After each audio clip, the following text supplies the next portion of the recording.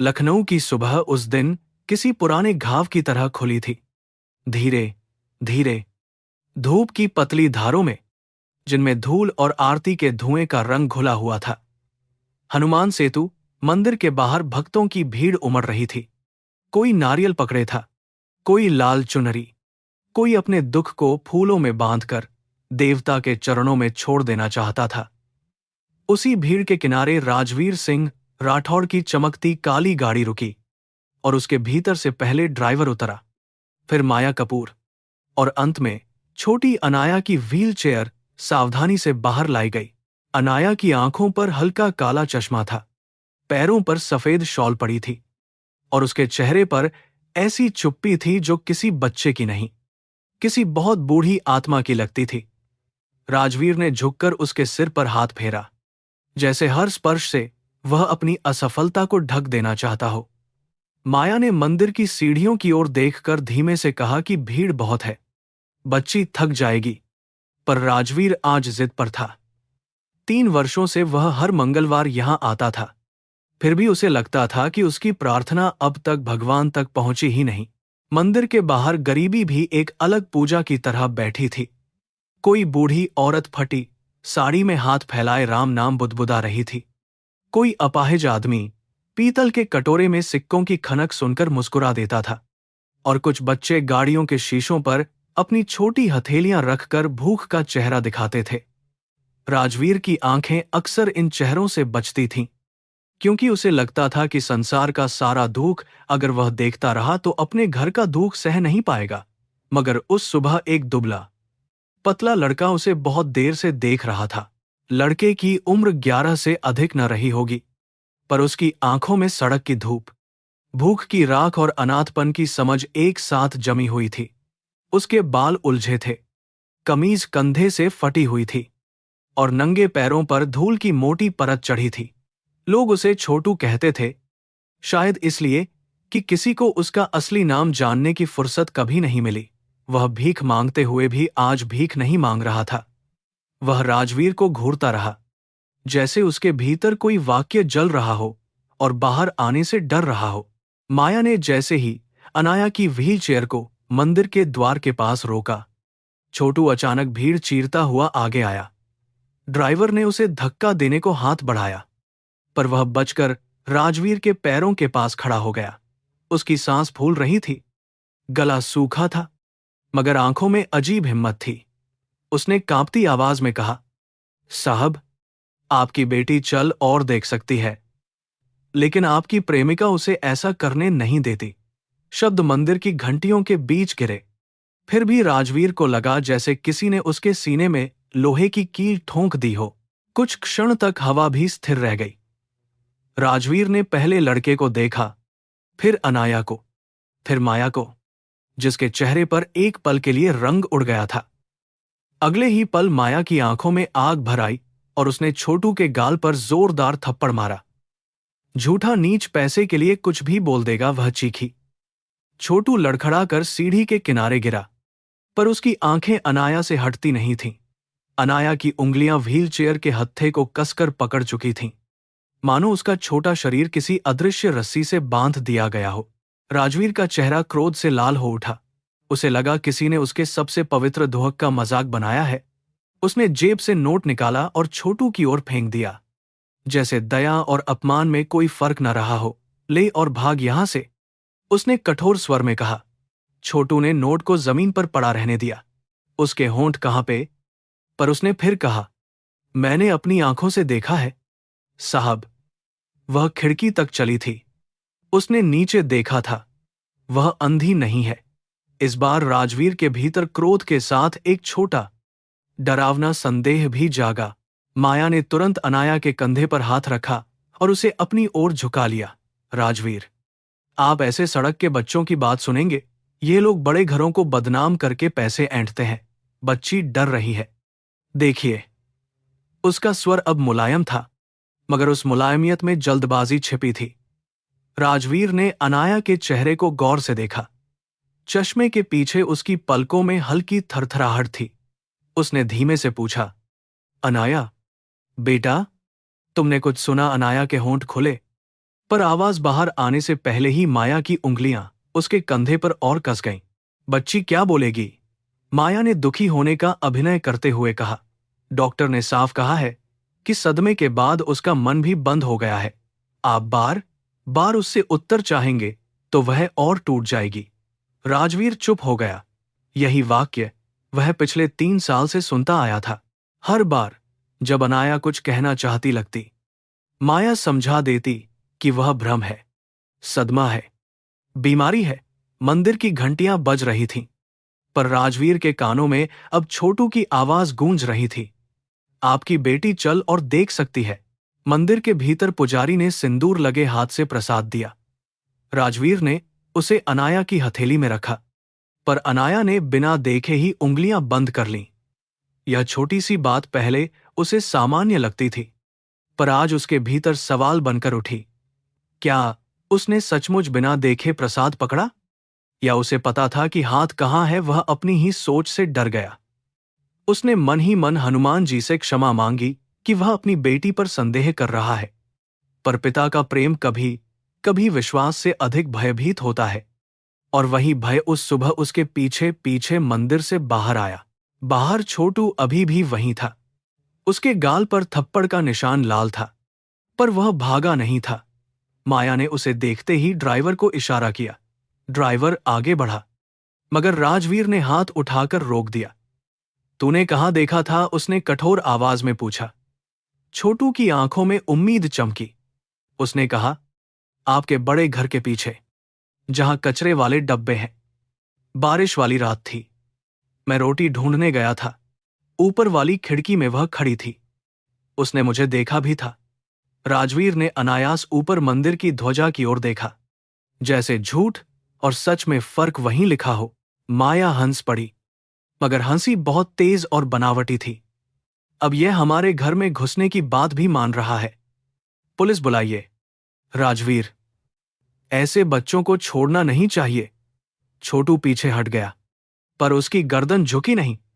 Police बुला लो madam, उसने कहा, लेकिन बच्ची से अकेले पूछ लो। आपके सामने वह नहीं बोलेगी। अनाया के गाल पर अचानक आंसू की पतली रेखा बह निकली। राजवीर ने उसे देखा तो उसका क्रोध पिघलने लगा, मगर माया ने तुरंत रूमाल से आंसू पोंछते हुए कहा कि धूप से आंखों में जलन हो गई है। गाड़ी में लौटते समय राजवीर ने पहली बार महसूस किया कि अनाया की चुप्पी शोक जैसी नहीं, डर जैसी है। वह अपने पिता की बाह को छूना चाहती थी, पर हर बार माया की उपस्थिति में हाथ रोक लेती थी। गाड़ी चल पड़ी। मंदिर पीछे छूट गया, पर छोटू सड़क के किनारे खड़ा रहा। उसके फटे कपड़ों के बीच भी कोई गरिमा थी, जो राजवीर के महंगे सूट से अधिक सच्ची लग रही थी। राजवीर ने शीशे से पीछे देखा।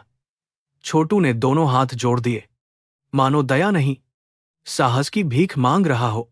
राठौड़ हवेली शहर के सबसे शांत और महंगे इलाके में थी, जहां पेड़ों की छाया भी अनुशासन में खड़ी लगती थी। ऊंचे लोहे के फाटक, संगमरमर की सीढ़ियां, फव्वारे और पीतल के दीपक उस घर की पुरानी शान का प्रमाण देते थे। पर भीतर प्रवेश करते ही एक अजीब ठंडक महसूस होती थी। कभी यहां मेहमानों की हंसी, त्योहारों के गीत और मीरा की पायल की आवाज गूंजती थी। अब सब कुछ व्यवस्थित, चमकदार और मृत था। नौकर धीमे चलते, धीरे बोलते, और अनाया के कमरे की ओर देखते हुए निगाहें झुका लेते। मीरा की तस्वीर बैठक के बीचों बीच लगी थी। हल्की मुस्कान, बड़ी शांत आंखें, माथे पर लाल बिंदी और गोद में 3 साल की अनाया। राजवीर रोज उस तस्वीर के सामने रुकता था, पर आज उसे लगा मीरा की आंखें उससे सवाल कर रही हैं। क्या तुमने हमारी बेटी को सचमुच देखा है, या केवल उसकी बीमारी को स्वीकार कर लिया है? उसने नजरें फेर लीं। माया ने पीछे से आकर उसके कंधे पर हाथ रखा। आप उस लड़के की बात मन से निकाल दीजिए, उसने कहा। दुख आदमी को कमजोर बना देता है। राजवीर ने कोई उत्तर नहीं दिया। वह अनाया को उसके कमरे तक ले गया। कमरा खिलौनों, महंगी किताबों और मुलायम पर्दों से भरा था, पर उसमें बचपन की कोई आवाज नहीं थी। दीवार पर ब्रेल की किताबें रखी थीं। कोने में चलने की मशीन धूल खा रही थी, और पलंग के पास दवाइयों की छोटी मेज थी। माया ने शीशी उठाई और कहा कि दोपहर की दवा समय पर देनी होगी। राजवीर ने पहली बार शीशी को ध्यान से देखा। सफेद गोलियां जिन पर नीली रेखा थी। उसने पूछा, यह दवा किस लिए है? माया पल भर को ठिठकी, फिर बोली, नसों की ऐंठन के लिए। अनाया पलंग पर बैठी थी। उसकी उंगलियां शॉल के कोने से खेल रही थीं।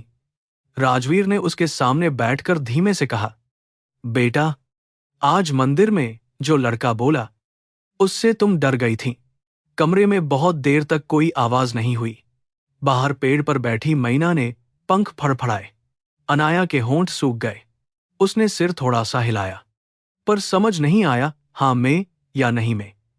माया दरवाजे के पास खड़ी थी, मुस्कुरा रही थी, मगर उसकी मुस्कान के पीछे चेतावनी थी। अनाया ने अंततः फुसफुसाया, मुझे नींद आ रही है पापा। उस एक वाक्य ने राजवीर को भीतर तक थका दिया। पहले वह इस चुप्पी को बीमारी समझता था।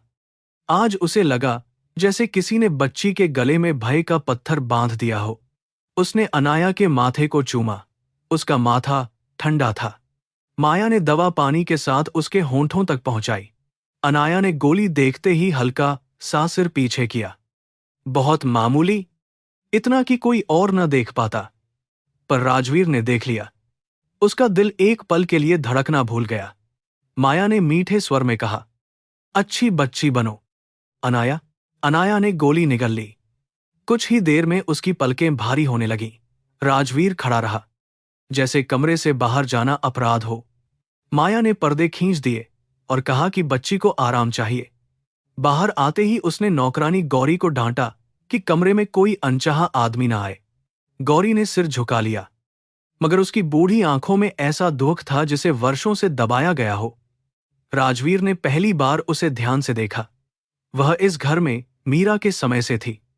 शायद वह बहुत कुछ जानती थी, पर डर ने उसकी जीभ पर ताला लगा रखा था। दोपहर भर राजवीर अपने अध्ययन कक्ष में बैठा रहा। सामने व्यापार के कागज थे, पर अक्षर धुंधले हो रहे थे। उसे 3 साल पहले की रात याद आई, जब फोन पर दुर्घटना की खबर मिली थी। पहाड़ी रास्ते से लौटती कार खाई में गिरी थी। मीरा वहीं चली गई थी और अनाया बच गई थी, पर डॉक्टर ने कहा था कि सदमे और चोट ने उसकी आंखें और पैरों की ताकत छीन ली। उस दिन से राजवीर ने जीवन को दंड समझकर जीना शुरू किया। फिर माया आई, सांत्वना बनकर, व्यवस्था बनकर, धीरे धीरे अधिकार बनकर। माया पहले उसकी कंपनी की कानूनी सलाहकार थी। मीरा की मृत्यु के बाद उसने हर काम संभाला, अस्पताल, बीमा, वकील, घर के कागज, यहां तक कि अनाया की दवाइयां भी। राजवीर उस समय इतना टूट चुका था कि उसे सहारे और नियंत्रण में फर्क समझ नहीं आया। उसने समझा माया उसे बचा रही है, पर आज छोटू की आवाज ने उस सहारे की नींव में दरार डाल दी थी। उसने मेज की दराज से पुराने मेडिकल दस्तावेज निकाले। रिपोर्टों में कठिन शब्द थे, डॉक्टर निखिल मेहरा के हस्ताक्षर थे, और हर पन्ने पर अंतिम निर्णय जैसा भारी अंधेरा था। शाम को सावित्री देवी पूजा घर से बाहर आईं। सफेद साड़ी, चांदी जैसे बाल और आंखों में वही तेज जो राजघरानों की बुजुर्ग स्त्रियों में उम्र के साथ और कठोर हो जाता है। राजवीर ने महीनों बाद उनसे सीधे बात की, मां, क्या आपको कभी लगा कि अनाया कुछ छिपा रही है? सावित्री देवी ने उसे देर तक देखा। उनके चेहरे पर शिकायत नहीं, थकान थी। बच्चे अपने दुख नहीं छिपाते बेटा, उन्होंने धीरे से कहा, बच्चों से दुख छिपवाया जाता है। यह वाक्य राजवीर के भीतर मंदिर की घंटी से भी अधिक गूंजा। वह उनसे और पूछना चाहता था, पर माया आ गई। मां जी, डॉक्टर ने आपको अनाया से ज्यादा बात करने से मना किया है। माया ने विनम्रता की आड़ में कठोरता छिपाते हुए कहा। सावित्री देवी ने उसे देखा और मुस्कुराई नहीं। डॉक्टर भगवान नहीं होते बेटी, उन्होंने कहा, और जो घर में बच्चे की दादी को भी पहरे से मिलवाए, वहां बीमारी से ज्यादा कुछ और पल रहा होता है। कमरे में चुप्पी जम गई। राजवीर ने माया की ओर देखा। उसके चेहरे पर अपमान की लाली थी, मगर उसने तुरंत आंसू ला लिए। मैंने इस घर के लिए क्या नहीं किया, उसने कहा। फिर भी मैं पराई ही रही। पहले राजवीर ऐसे आंसुओं से हार जाता था, आज वह चुप रहा। माया ने समझ लिया कि कुछ बदल चुका है। उस रात भोजन की मेज पर किसी ने ठीक से खाना नहीं खाया। अनाया को कमरे में ही दलिया भेजा गया। राजवीर ने बहाने से नौकरानी गौरी को रसोई में रोका और पूछा, दवा देने के बाद अनाया कितनी देर सोती है? गौरी के हाथ कांप गए। उसने चारों ओर देखा, फिर बहुत धीमे स्वर में बोली, बिटिया सोती नहीं साहब, गिर जाती है, जैसे शरीर में जान ही नहीं रहती। उसकी आंखें भर आईं। कई बार कहती है। पांव पत्थर हो गए। राजवीर को लगा उसके नीचे की जमीन खिसक रही है। उसने गौरी से पूछा कि उसने पहले क्यों नहीं बताया। बूढ़ी औरत रो पड़ी।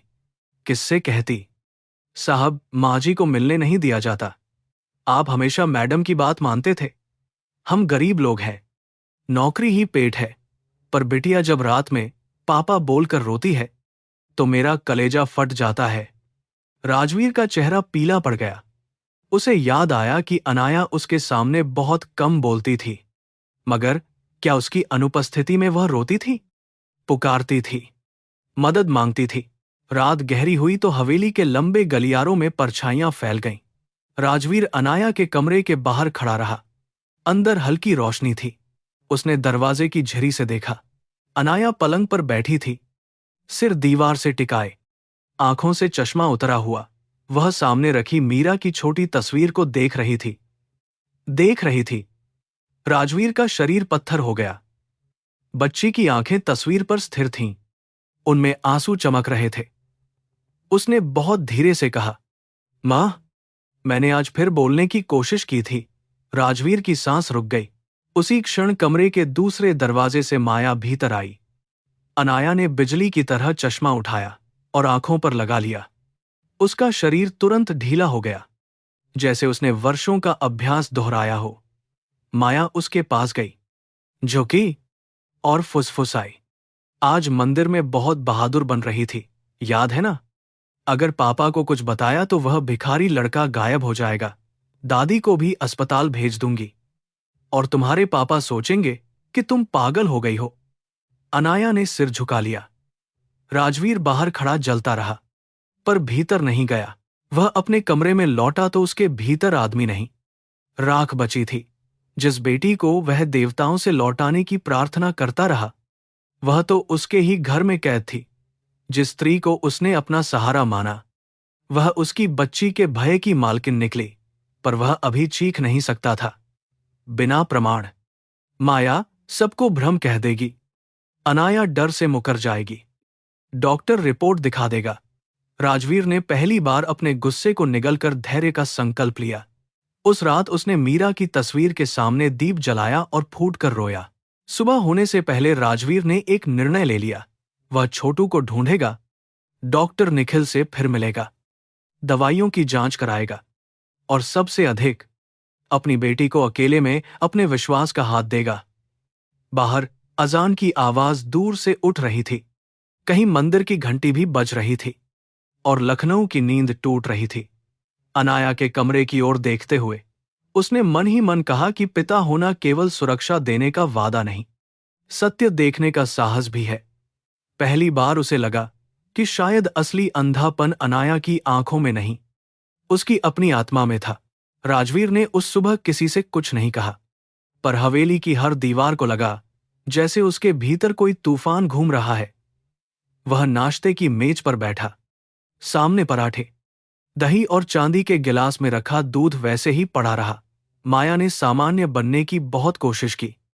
कभी कंपनी की मीटिंग का जिक्र करती, कभी अनाया की फिजियोथेरेपी का, पर राजवीर के उत्तर छोटे और ठंडे थे। सावित्री देवी दूर से उसे देखती रहीं।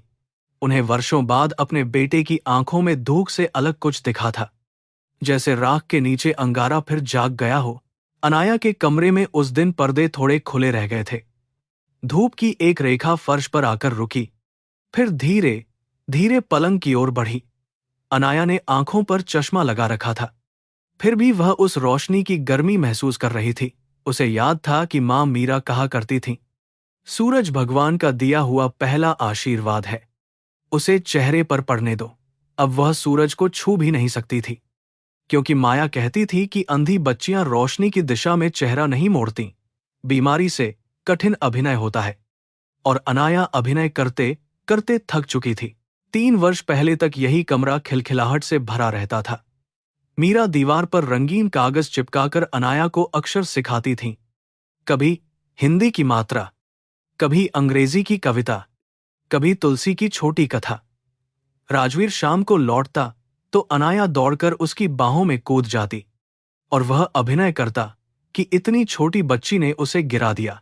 उस समय माया केवल दफ्तर की एक तेज तर्रार महिला थी, जो फाइलें लेकर आती और मीरा से शिष्ट मुस्कान के साथ बात करती।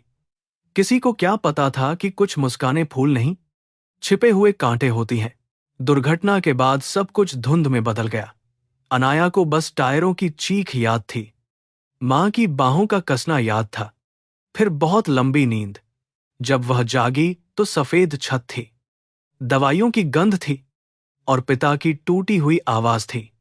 वह बोलना चाहती थी कि पापा, मैं आपको देख रही हूं, पर तभी माया झुककर उसके कान में बोली थी कि डॉक्टरों ने कहा है, तुम कुछ समय तक कुछ मत बोलो, नहीं तो पापा और टूट जाएंगे। उस दिन डर का पहला बीज बोया गया, जिसे बाद में झूठ के पानी से सींचा गया। शुरुआत में अनाया को समझ ही नहीं आया कि माया क्या चाहती है। वह आंखें खोलती तो माया कहती, उन्हें स्थिर रखो। वह पैर हिलाती तो माया मुस्कुराकर कहती, अभी नहीं, सबको लगेगा तुम ठीक हो गई हो और पापा तुम्हें छोड़कर काम पर चले जाएंगे। कभी वह प्रेम से डराती, कभी डर को प्रेम कहती। धीरे धीरे दवाइयां बढ़ीं, शरीर भारी रहने लगा, पांव सचमुच कांपने लगे। अनाया को लगने लगा कि शायद वह झूठ बोलते बोलते सचमुच बीमार हो जाएगी। बच्चे का मन मिट्टी है, जिस पर बड़े अपने पाप की उंगलियां दबा देते हैं। सावित्री देवी ने कई बार विरोध किया था। उन्होंने कहा था कि बच्ची को बनारस के वैद्य के पास ले चलो, किसी बड़े न्यूरोलॉजिस्ट को दिखाओ, पूजा से अधिक चिकित्सा की जरूरत है। मगर माया ने हर बार डॉक्टर निखिल का नाम लेकर उनकी बात काट दी। राजवीर तब शोक में इतना डूबा था कि जिसने भी व्यवस्थित भाषा में बात की, उसे उसने सही मान लिया। मां की चिंता उसे अंधविश्वास लगी, माया की योजना उसे आधुनिक इलाज। धीरे धीरे सावित्री देवी को पूजा, घर, अपने कमरे और सीमित मुलाकातों तक बांध दिया गया। एक दादी जीवित होते हुए भी दहलीज बन गई। उस दोपहर राजवीर चुपचाप पुराने स्टोर रूम में गया, जहां मीरा की चीजें बंद थीं। महीनों से उसने उस कमरे का ताला नहीं खोला था, क्योंकि वहां कदम रखते ही स्मृतियां सांप की तरह लिपट जाती थीं। भीतर मीरा की साड़ियां कपूर की गंध में सोई थीं, चूड़ियों का डिब्बा, आधी लिखी डायरी, अनाया की पहली ड्राइंग और एक छोटा चांदी का पायल रखा था। राजवीर ने डायरी खोली। मीरा की लिखावट में एक पंक्ति थी, मां होना बच्चे को दुनिया से बचाना नहीं, उसे सच पहचानना सिखाना है। वह पंक्ति आज आदेश की तरह लगी। डायरी के पन्नों में माया का भी जिक्र था। मीरा ने लिखा था कि माया प्रतिभाशाली है, पर उसकी आंखों में एक बेचैन भूख है, जैसे वह सम्मान नहीं, अधिकार चाहती हो। राजवीर ने यह पंक्ति पढ़कर आंखें बंद कर लीं। क्या मीरा ने वह देख लिया था जिसे वह नहीं देख पाया? उसे याद आया, दुर्घटना से कुछ सप्ताह पहले मीरा ने उससे कहा था कि घर और दफ्तर की सीमाएं अलग रखनी चाहिए। उसने हंसकर बात टाल दी थी।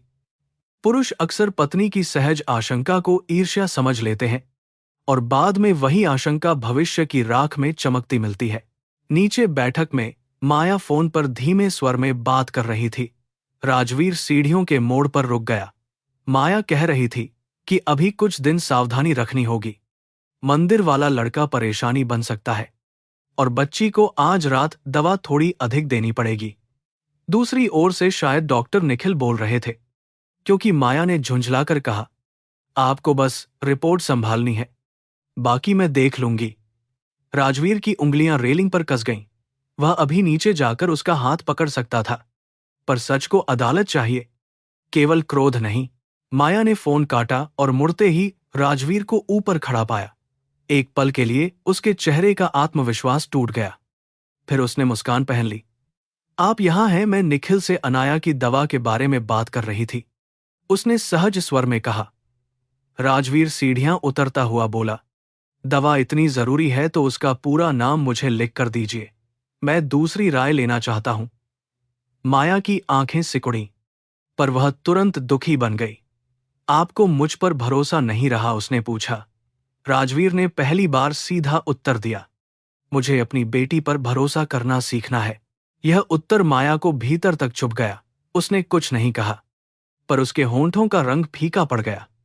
वह जानती थी कि राजवीर जैसा आदमी जब तक टूटता है तब तक उसे मोड़ा जा सकता है, पर जब वही आदमी अपराध बोध से जागता है तो खतरनाक हो जाता है। उसने उसी क्षण तय किया कि अनाया को और डराना होगा। डर ही वह रस्सी थी जिससे बच्ची बांधी थी। अगर रस्सी ढीली हुई तो सब कुछ बिखर जाएगा। विवाह, संपत्ति, हवेली, वह स्वप्न जिसमें माया खुद को सड़क से उठकर रानी बनी देखती थी। शाम ढलते समय अनाया को बगीचे में ले जाया गया।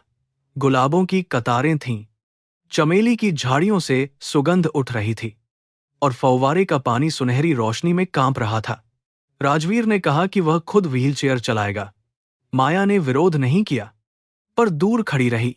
राजवीर धीरे धीरे अनाया को उस नीम के पेड़ के पास ले गया जहां वह बचपन में झूला झूलती थी। उसने बहुत कोमल स्वर में पूछा, तुम्हें यह पेड़ याद है? अनाया के गले में शब्द अटक गए। उसने सिर झुका लिया, जैसे स्मृति भी अपराध हो। राजवीर ने जेब से छोटी घंटी निकाली जो मीरा ने अनाया के खिलौनों में रखी थी। उसने घंटी बजाए बिना उसे अनाया के दाईं ओर लटकाया। अनाया की आंखें चश्मे के पीछे अनायास उस ओर घूम गईं। राजवीर ने सांस रोक ली। फिर उसने घंटी धीरे से बाईं ओर की, बिना आवाज किए। अनाया का चेहरा हल्का सा मुड़ा। वह तुरंत संभली, पर देर हो चुकी थी। राजवीर के भीतर दर्द और आनंद एक साथ उठे। उसकी बेटी देख सकती थी। यह चमत्कार नहीं, अपराध का प्रमाण था। वह रोना चाहता था, पर मुस्कुराया तक नहीं। अनाया ने पिता की चुप्पी को समझ लिया। उसके छोटे हाथ कांपने लगे। उसे लगा अब सब खत्म हो जाएगा। माया सचमुच छोटू को मरवा देगी, दादी को दूर भेज देगी, पापा उसे झूठी समझेंगे। डर के मारे उसने अचानक कहा, मुझे अंदर जाना है। राजवीर झुका और उसके हाथ पर अपना हाथ रखा। बेटा, इस घर में जो भी सच है वह मुझसे बड़ा नहीं है। उसने धीरे से कहा, मैं देर से आया हूं, पर अब तुम्हें अकेला नहीं छोड़ूंगा।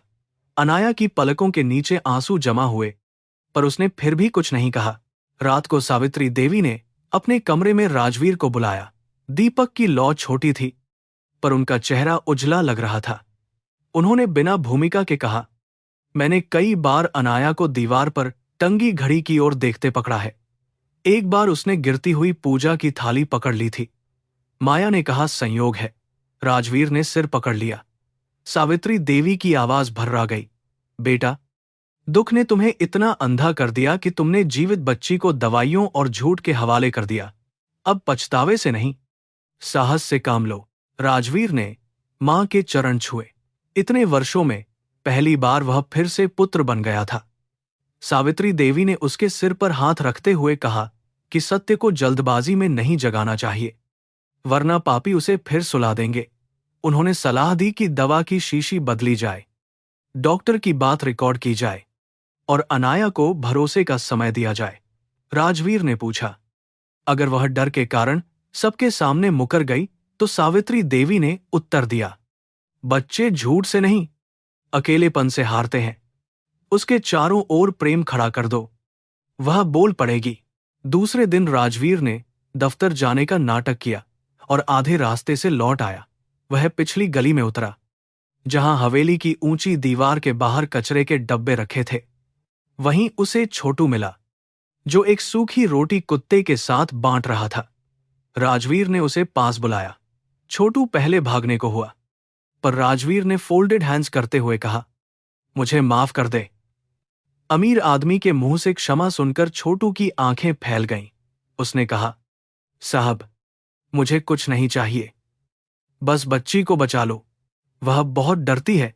राजवीर ने छोटू से पूरी बात पूछी। छोटू ने बताया कि बारिश की रात वह दीवार फांदकर भीतर नहीं गया था, बस टूटी जाली से झांका था। ऊपर खिड़की में अनाया खड़ी थी, दोनों हाथ कांच पर। आंखों में ऐसी विनती जैसे वह किसी को पहचानती हो। फिर माया आई। बच्ची पीछे हटी और अगले ही पल फर्श पर गिर पड़ी। वह गिर नहीं रही थी। साहब, छोटू ने कहा। वह गिरने का नाटक कर रही थी, जैसे उसे ऐसा करना सिखाया गया हो। राजवीर ने आंखें मूंद लीं। यह वाक्य उसकी आत्मा पर चोट था। छोटू ने अपनी मां की भी बात कही। वह कभी बड़े घरों में बर्तन मांजती थी और हमेशा कहती थी कि गरीब की रोटी सूखी हो सकती है, पर उसकी आंख झूठी नहीं होनी चाहिए। मां के मरने के बाद छोटू ने मंदिर के बाहर रहना सीखा, भूख से लड़ना सीखा, पुलिस के डंडे से बचना सीखा, पर किसी रोते बच्चे को देखकर चुप रहना नहीं सीखा। राजवीर ने उसे पैसे देने चाहे, पर उसने सिर हिलाया। पैसे बाद में देना, उसने कहा। पहले उसके कमरे की खिड़की खोल देना, वह बाहर देखना चाहती है। उस दिन राजवीर ने पहली बार गरीबी को दया की चीज नहीं, साक्षी की तरह देखा। जिस लड़के को उसने मंदिर में अपमानित किया था, वही उसके घर का सबसे सच्चा प्रहरी निकला। उसने छोटू से कहा कि कुछ दिन छिपकर रहे, क्योंकि माया उसे नुकसान पहुंचा सकती है। छोटू हंसा। साहब, सड़क के बच्चे छिपना जानते हैं, पर आपकी बेटी कहां छिपेगी? यह प्रश्न राजवीर के साथ वापस हवेली तक आया। फाटक खुला, संगम मरमर चमका, नौकर झुके, पर अब उसे यह घर महल नहीं, एक सुंदर कैदखाना लगा। इधर माया ने अनाया को अकेले पाकर उसके सामने मीठा दूध रखा। उसकी आवाज बहुत शांत थी, जैसे कोई मां लोरी सुना रही हो। तुम्हारे पापा आजकल अजीब बातें पूछ रहे हैं, उसने कहा। याद रखना, अगर तुमने उन्हें दुखी किया तो उनका दिल रुक सकता है। तुम्हारी मां तो चली गई, क्या पिता को भी खोना चाहती हो? अनाया का चेहरा पीला पड़ गया। माया ने उसके बाल सहलाए, फिर फुसफुसाई, और वह छोटा भिखारी सड़क पर कितनी दुर्घटनाएं होती हैं, कोई हिसाब नहीं रखता। प्रेम की भाषा में लिपटी धमकी सबसे जहरीली होती है। जब राजवीर कमरे में आया, अनाया दूध का गिलास हाथ में पकड़े बैठी थी, पर उसने पिया नहीं था। माया ने मुस्कुराकर कहा कि बच्ची जिद कर रही है। राजवीर ने गिलास उससे ले लिया और मेज पर रख दिया। आज से कोई भी दवा या दूध मेरे सामने ही दिया जाएगा, उसने कहा।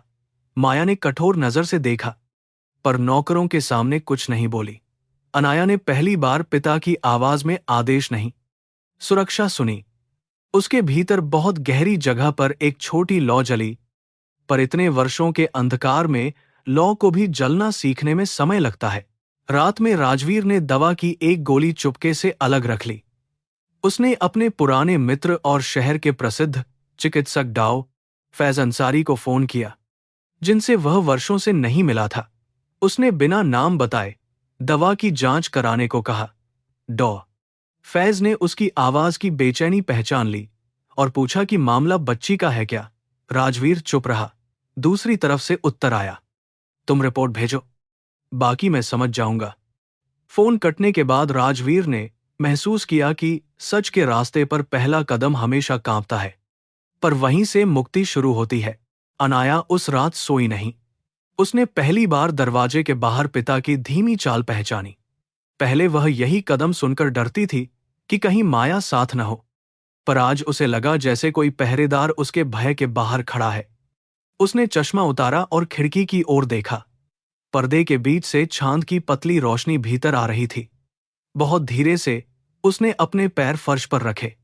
शरीर दवा से कमजोर था, पर पूरी तरह मृत नहीं। वह पलंग का सहारा लेकर खड़ी हुई और उसी क्षण दरवाजे पर हल्की आहट हुई। दरवाजा खुला नहीं। बाहर से राजवीर की आवाज आई, इतनी धीमी कि केवल अनाया सुन सके। डरो मत बेटा, मैं यही हूं। अनाया के घुटने कांप गए। वह वापस बैठ गई और दोनों हाथों से मुंह दबाकर रोने लगी। उस रोने में आवाज नहीं थी, पर वर्षों की कैद टूट रही थी। राजवीर दरवाजे के बाहर बैठ गया, पीठ लकड़ी से टिकाए। पिता और बेटी के बीच अभी भी एक बंद दरवाजा था, पर पहली बार वह दरवाजा दीवार नहीं, प्रतीक्षा लग रहा था। हवेली की लंबी रात में सत्य ने बहुत धीमे से सांस ली। छोटू का असली नाम कबीर था, पर यह नाम अब केवल उसकी यादों में बचा था। जैसे बरसों पुरानी पतंग की डोर छत के किसी कोने में अटकी रह जाए। उसकी माँ उसे कबीर कहती थी, क्योंकि वह कहती थी कि संत कबीर ने सच को बिना डरे कहा था, और मेरा बेटा भी कभी झूठ के आगे सिर नहीं झुकाएगा। मगर सड़क पर नाम भी पेट की तरह छोटा हो जाता है।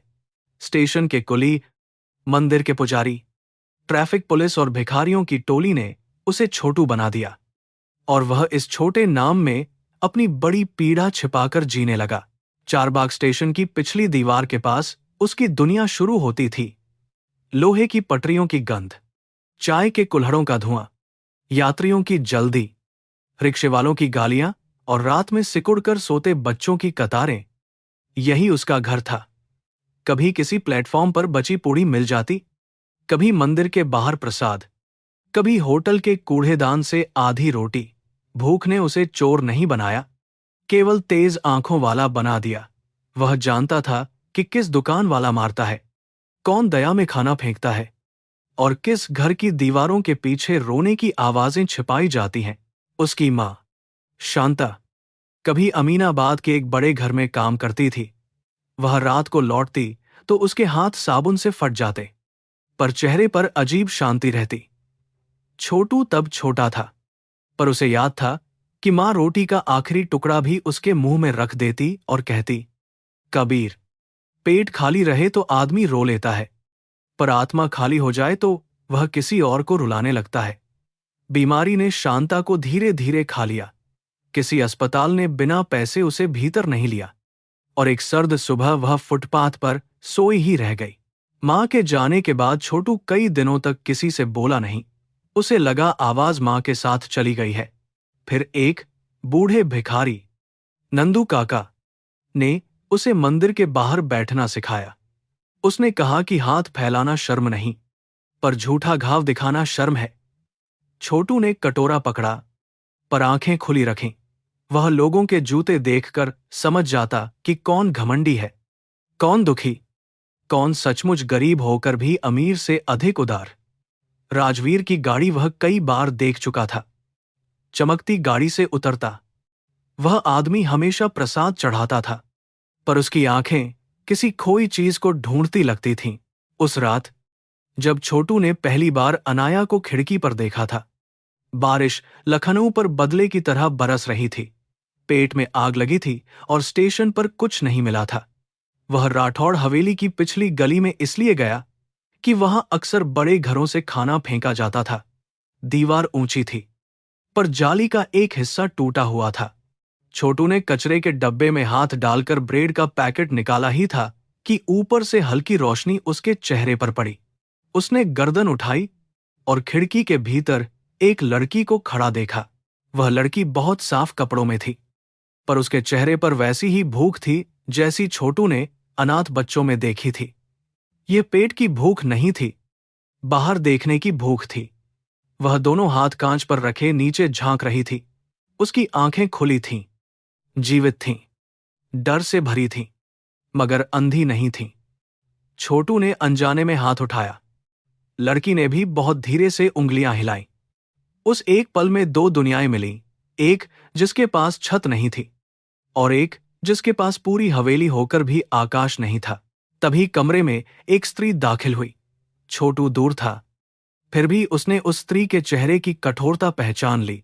लड़की का शरीर जैसे बिजली से कांप उठा। उसने तुरंत पीछे हटकर किसी चीज का सहारा पकड़ा, फिर अपने पैरों को ढीला छोड़ दिया और फर्श पर बैठ गई, मानो गिर पड़ी हो। स्त्री ने पर्दा जोर से खींच दिया। छोटू बारिश में भीगता रहा। हाथ में ब्रेड का पैकेट था, मगर भूख भूल चुका था। उस रात उसे पहली बार समझ आया कि बड़े घरों की दीवारें केवल चोरों को रोकने के लिए नहीं, सच को भीतर कैद रखने के लिए भी होती हैं। अगले कई दिनों तक छोटू उस गली में गया। कभी उसे कुछ नहीं दिखा, कभी केवल बंद पर्दे, कभी किसी नौकरानी की झुकी पीठ। एक शाम उसने बूढ़ी गौरी को कूड़ा फेंकते देखा। उसने पूछना चाहा, पर डर गया। गरीब बच्चे का सवाल अक्सर चोरी माना जाता है। फिर एक दिन उसने अनाया की धीमी चीख सुनी। शब्द साफ नहीं थे, पर दवा नहीं जैसा कुछ कान में पड़ा। उसके बाद माया की आवाज आई, मीठी और ठंडी, छोटू ने अपनी मुट्ठियां भींच लीं। उसे अपनी मां की खांसी याद आई, डॉक्टरों की बेरुखी याद आई, और लगा कि चुप रहना भी पाप है। फिर वह मंगलवार आया जब राजवीर मंदिर पहुंचा। छोटू ने पूरी रात जागकर तय किया था कि वह बोलेगा। नंदू काका ने उसे रोका था। कहा था कि अमीरों के दुख में गरीब की गवाही अक्सर पत्थर बनकर उसी पर गिरती है। पर छोटू ने उत्तर दिया था, अगर बच्ची सचमुच कैद है तो मैं मां को क्या मुंह दिखाऊंगा। मंदिर के बाहर वह बहुत देर तक राजवीर के पास जाने की हिम्मत जुटाता रहा। हर बार माया को देखकर उसके पांव पीछे हट जाते, पर अनाया की झुकी गर्दन ने उसे धक्का दिया। उसने कहा, और बदले में थप्पड़ पाया। थप्पड़ का दर्द शाम तक उतर गया, पर अपमान का ताप नहीं उतरा। छोटू ने उस नोट को नहीं उठाया जो राजवीर ने फेंका था। एक छोटा बच्चा भी समझ सकता है कि कुछ पैसे पेट भर सकते हैं, पर सच की कीमत नहीं चुका सकते। वह मंदिर के पीछे जाकर बैठ गया और बहुत देर तक गाल पर हाथ रखे रहा। उसे लगा शायद उसने गलती की, शायद राजवीर कभी विश्वास नहीं करेगा, शायद माया अब उसे मरवा देगी। फिर उसे अनाया की आंखें याद आईं। वे आंखें कह रही थीं कि डरना मत। उसी स्मृति ने उसे फिर खड़ा किया। राजवीर से दूसरी बार मिलने के बाद छोटू को पहली बार लगा कि दुनिया पूरी तरह पत्थर नहीं हुई है। जब उस बड़े आदमी ने फोल्डेड हैंड्स करके क्षमा मांगी, तो छोटू को मां की बात याद आई कि हर अमीर बुरा नहीं होता, जैसे हर गरीब पवित्र नहीं होता। आदमी को उसके कर्म से पहचानना। राजवीर की आंखों में पछतावा था, पर छोटू ने पछतावे से अधिक बेचैनी देखी। उसने समझ लिया कि यह पिता अब जाग रहा है, मगर जागा हुआ पिता भी देर से जागे तो बच्चे की रात बहुत लंबी हो चुकी होती है। उस दिन से छोटू ने खुद को हवेली की छाया बना लिया। दिन में वह मंदिर के पास दिखता, शाम को पिछली गली में, रात को नीम के पेड़ के नीचे। वह जानता था कि माया के लोग उसे ढूंढ सकते हैं, इसलिए उसने अपना ठिकाना बदल लिया। नंदू काका ने उसे पुरानी बोरी दी, एक चाकू नहीं, पर लोहे की छोटी कील दी कि जरूरत पड़े तो ताला खुरच सके। छोटू ने हंसकर कहा कि वह चोर नहीं है। नंदू काका बोले, कभी कभी ताला तोड़ना चोरी नहीं, किसी की सांस खोलना होता है। यह वाक्य छोटू ने मन में रख लिया। हवेली के भीतर राजवीर अपनी तरफ से जाल बुन रहा था। बाहर छोटू अपनी आंखों से पहरा दे रहा था। उसने देखा कि माया की कार कई बार बिना कारण पिछली गली में धीमी होती। एक बार ड्राइवर ने उत्तर कर चाय वाले से उसके बारे में पूछा। छोटू ने उस दिन खुद को मिट्टी से लपेटकर मंदिर के पीछे बीमार भिखारी जैसा बना लिया। सड़क ने उसे सिखाया था कि जीवित रहने के लिए चेहरा बदलना पड़ता है, पर भीतर उसका संकल्प साफ था। वह अनाया से एक बार फिर बात करना चाहता था। उसे बताना चाहता था कि अब वह अकेली नहीं है। अवसर तीसरी रात मिला। हवेली के पीछे वाले हिस्से में बिजली कुछ देर के लिए गई। जनरेटर चालू होने से पहले पूरा आंगन अंधेरे में डूब गया। छोटू दीवार के पास पहुंचा और टूटी जाली से भीतर झांका। ऊपर वही खिड़की थी जिसके पर्दे आधे खुले थे। भीतर हल्की मोमबत्ती जल रही थी। अनाया पलंग के किनारे बैठी थी और उसके सामने मेज पर दवा रखी थी। कमरे में कोई नहीं था। छोटू ने बहुत धीमे से कंकड़ खिड़की की ओर फेंका। कंकड़ कांच से लगा। अनाया चौंकी। फिर उसने चश्मा उतारकर नीचे देखा। छोटू ने हाथ जोड़कर संकेत किया कि डरो मत। अनाया खिड़की तक आई, बहुत धीरे, दीवार पकड़ते हुए। उसके कदमों में कमजोरी थी, पर वे कदम थे। छोटू की आंखें भर आईं। उसने होंठों से कहा, पापा को बता दो। अनाया ने सिर जोर से हिलाया, नहीं। फिर उसने अपनी उंगली गर्दन पर रखी, जैसे कोई खतरा हो। छोटू समझ गया कि उसे धमकाया गया है।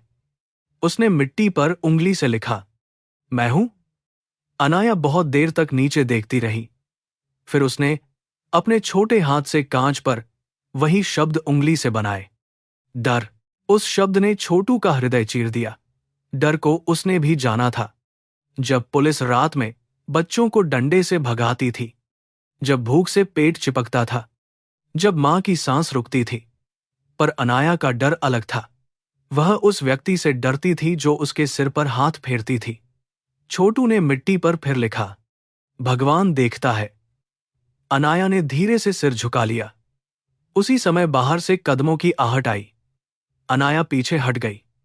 छोटू झटपट कूड़ेदान के पीछे छिप गया। माया कमरे में आई और खिड़की बंद कर दी। अगले दिन सुबह छोटू ने राजवीर को वही सब बताया। राजवीर की आंखों में लावा सा गुस्सा उठा, मगर उसने खुद को रोका।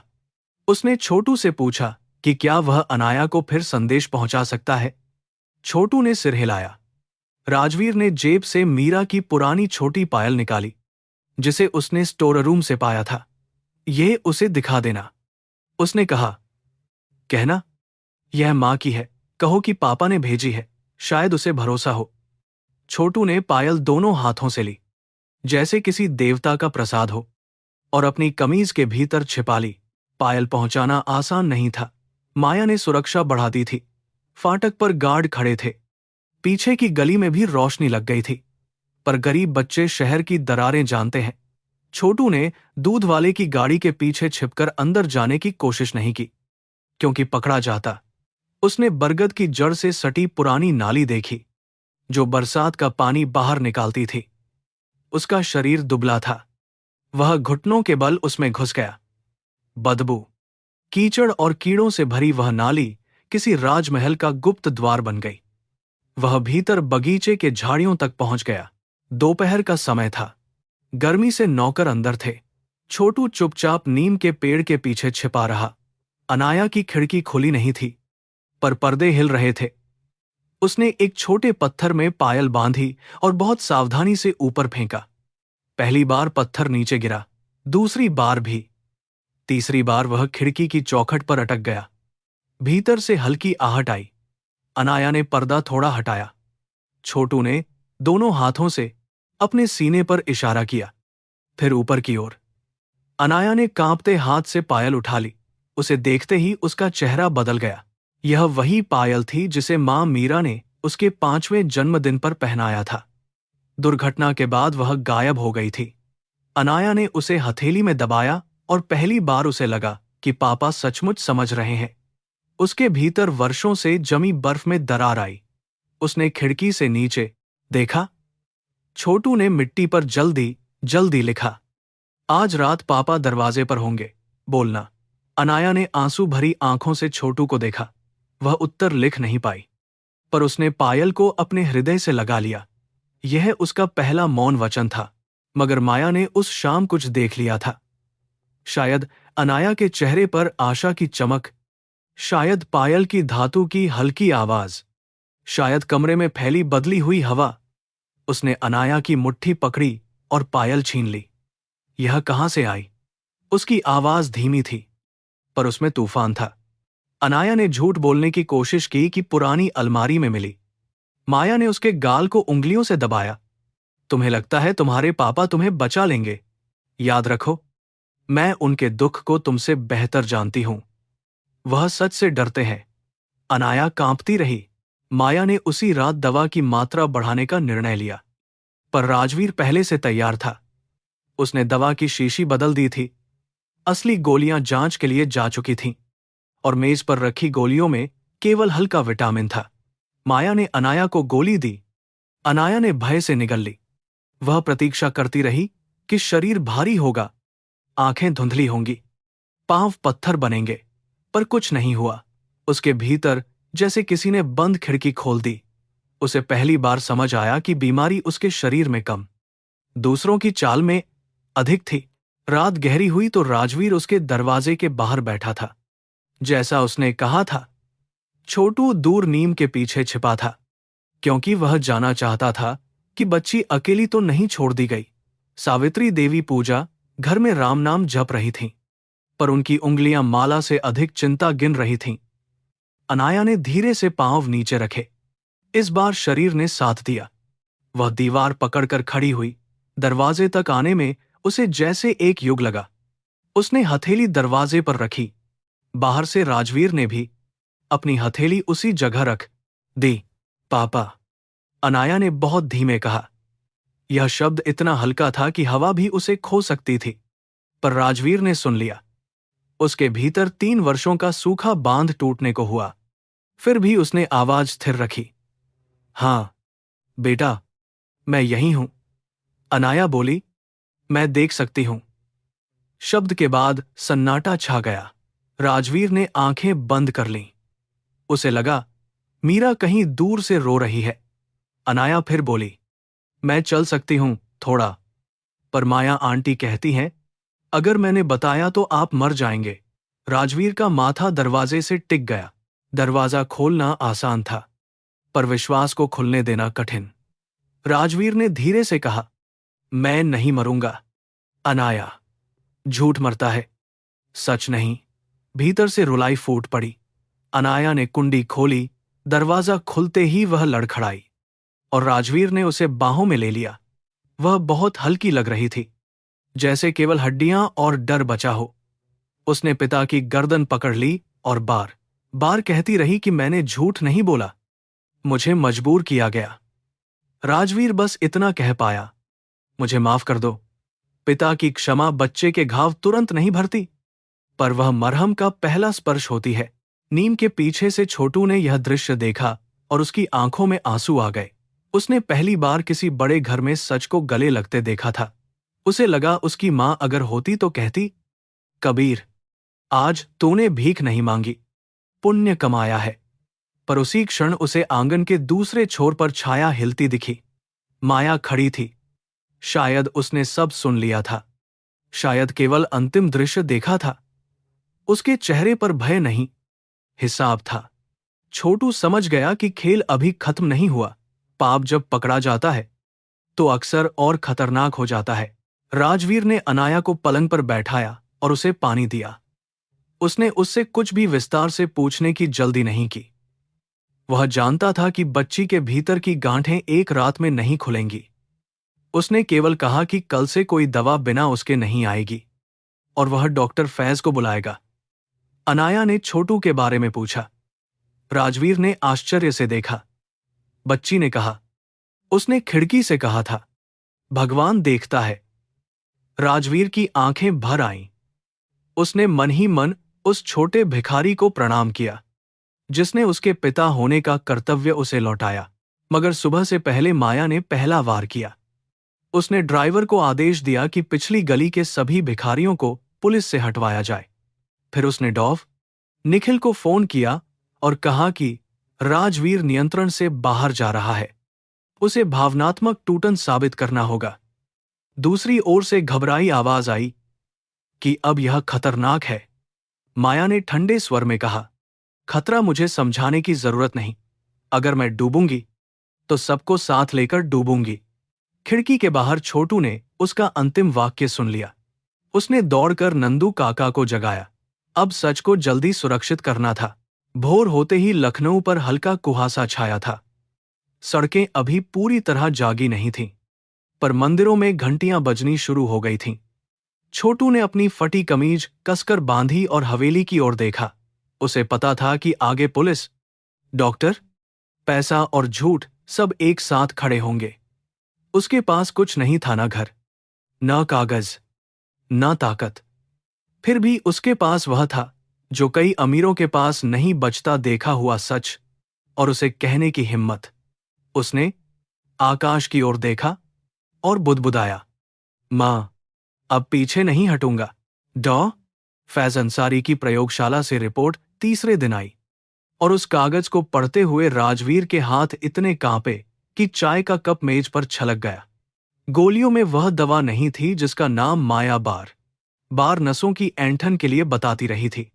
उनमें शक्तिशाली शांतिदायक तत्व और मांसपेशियों को ढीला करने वाली मात्रा मिली थी जो किसी वयस्क को भी सुस्त कर सकती थी।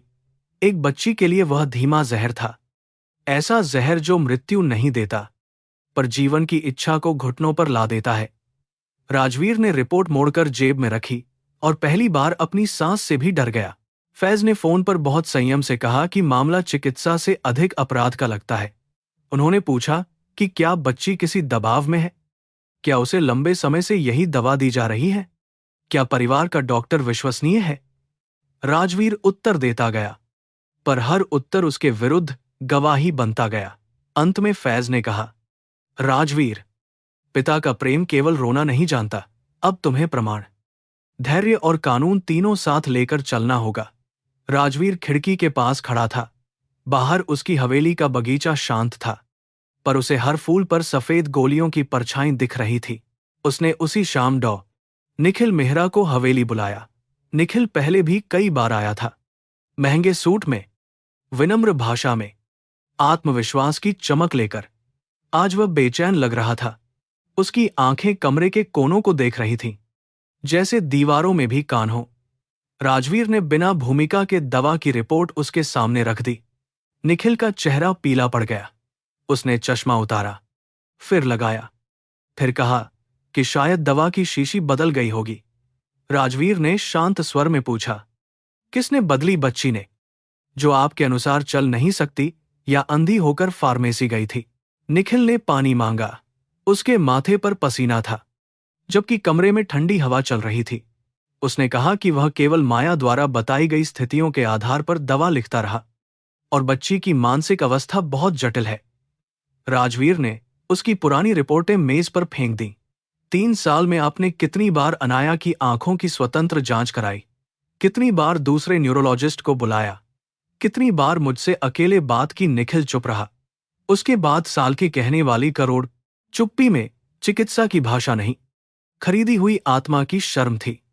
राजवीर ने उसकी आंखों में पहली दरार देख ली। माया कमरे में अचानक आई, जैसे उसे किसी ने सूचना दे दी हो।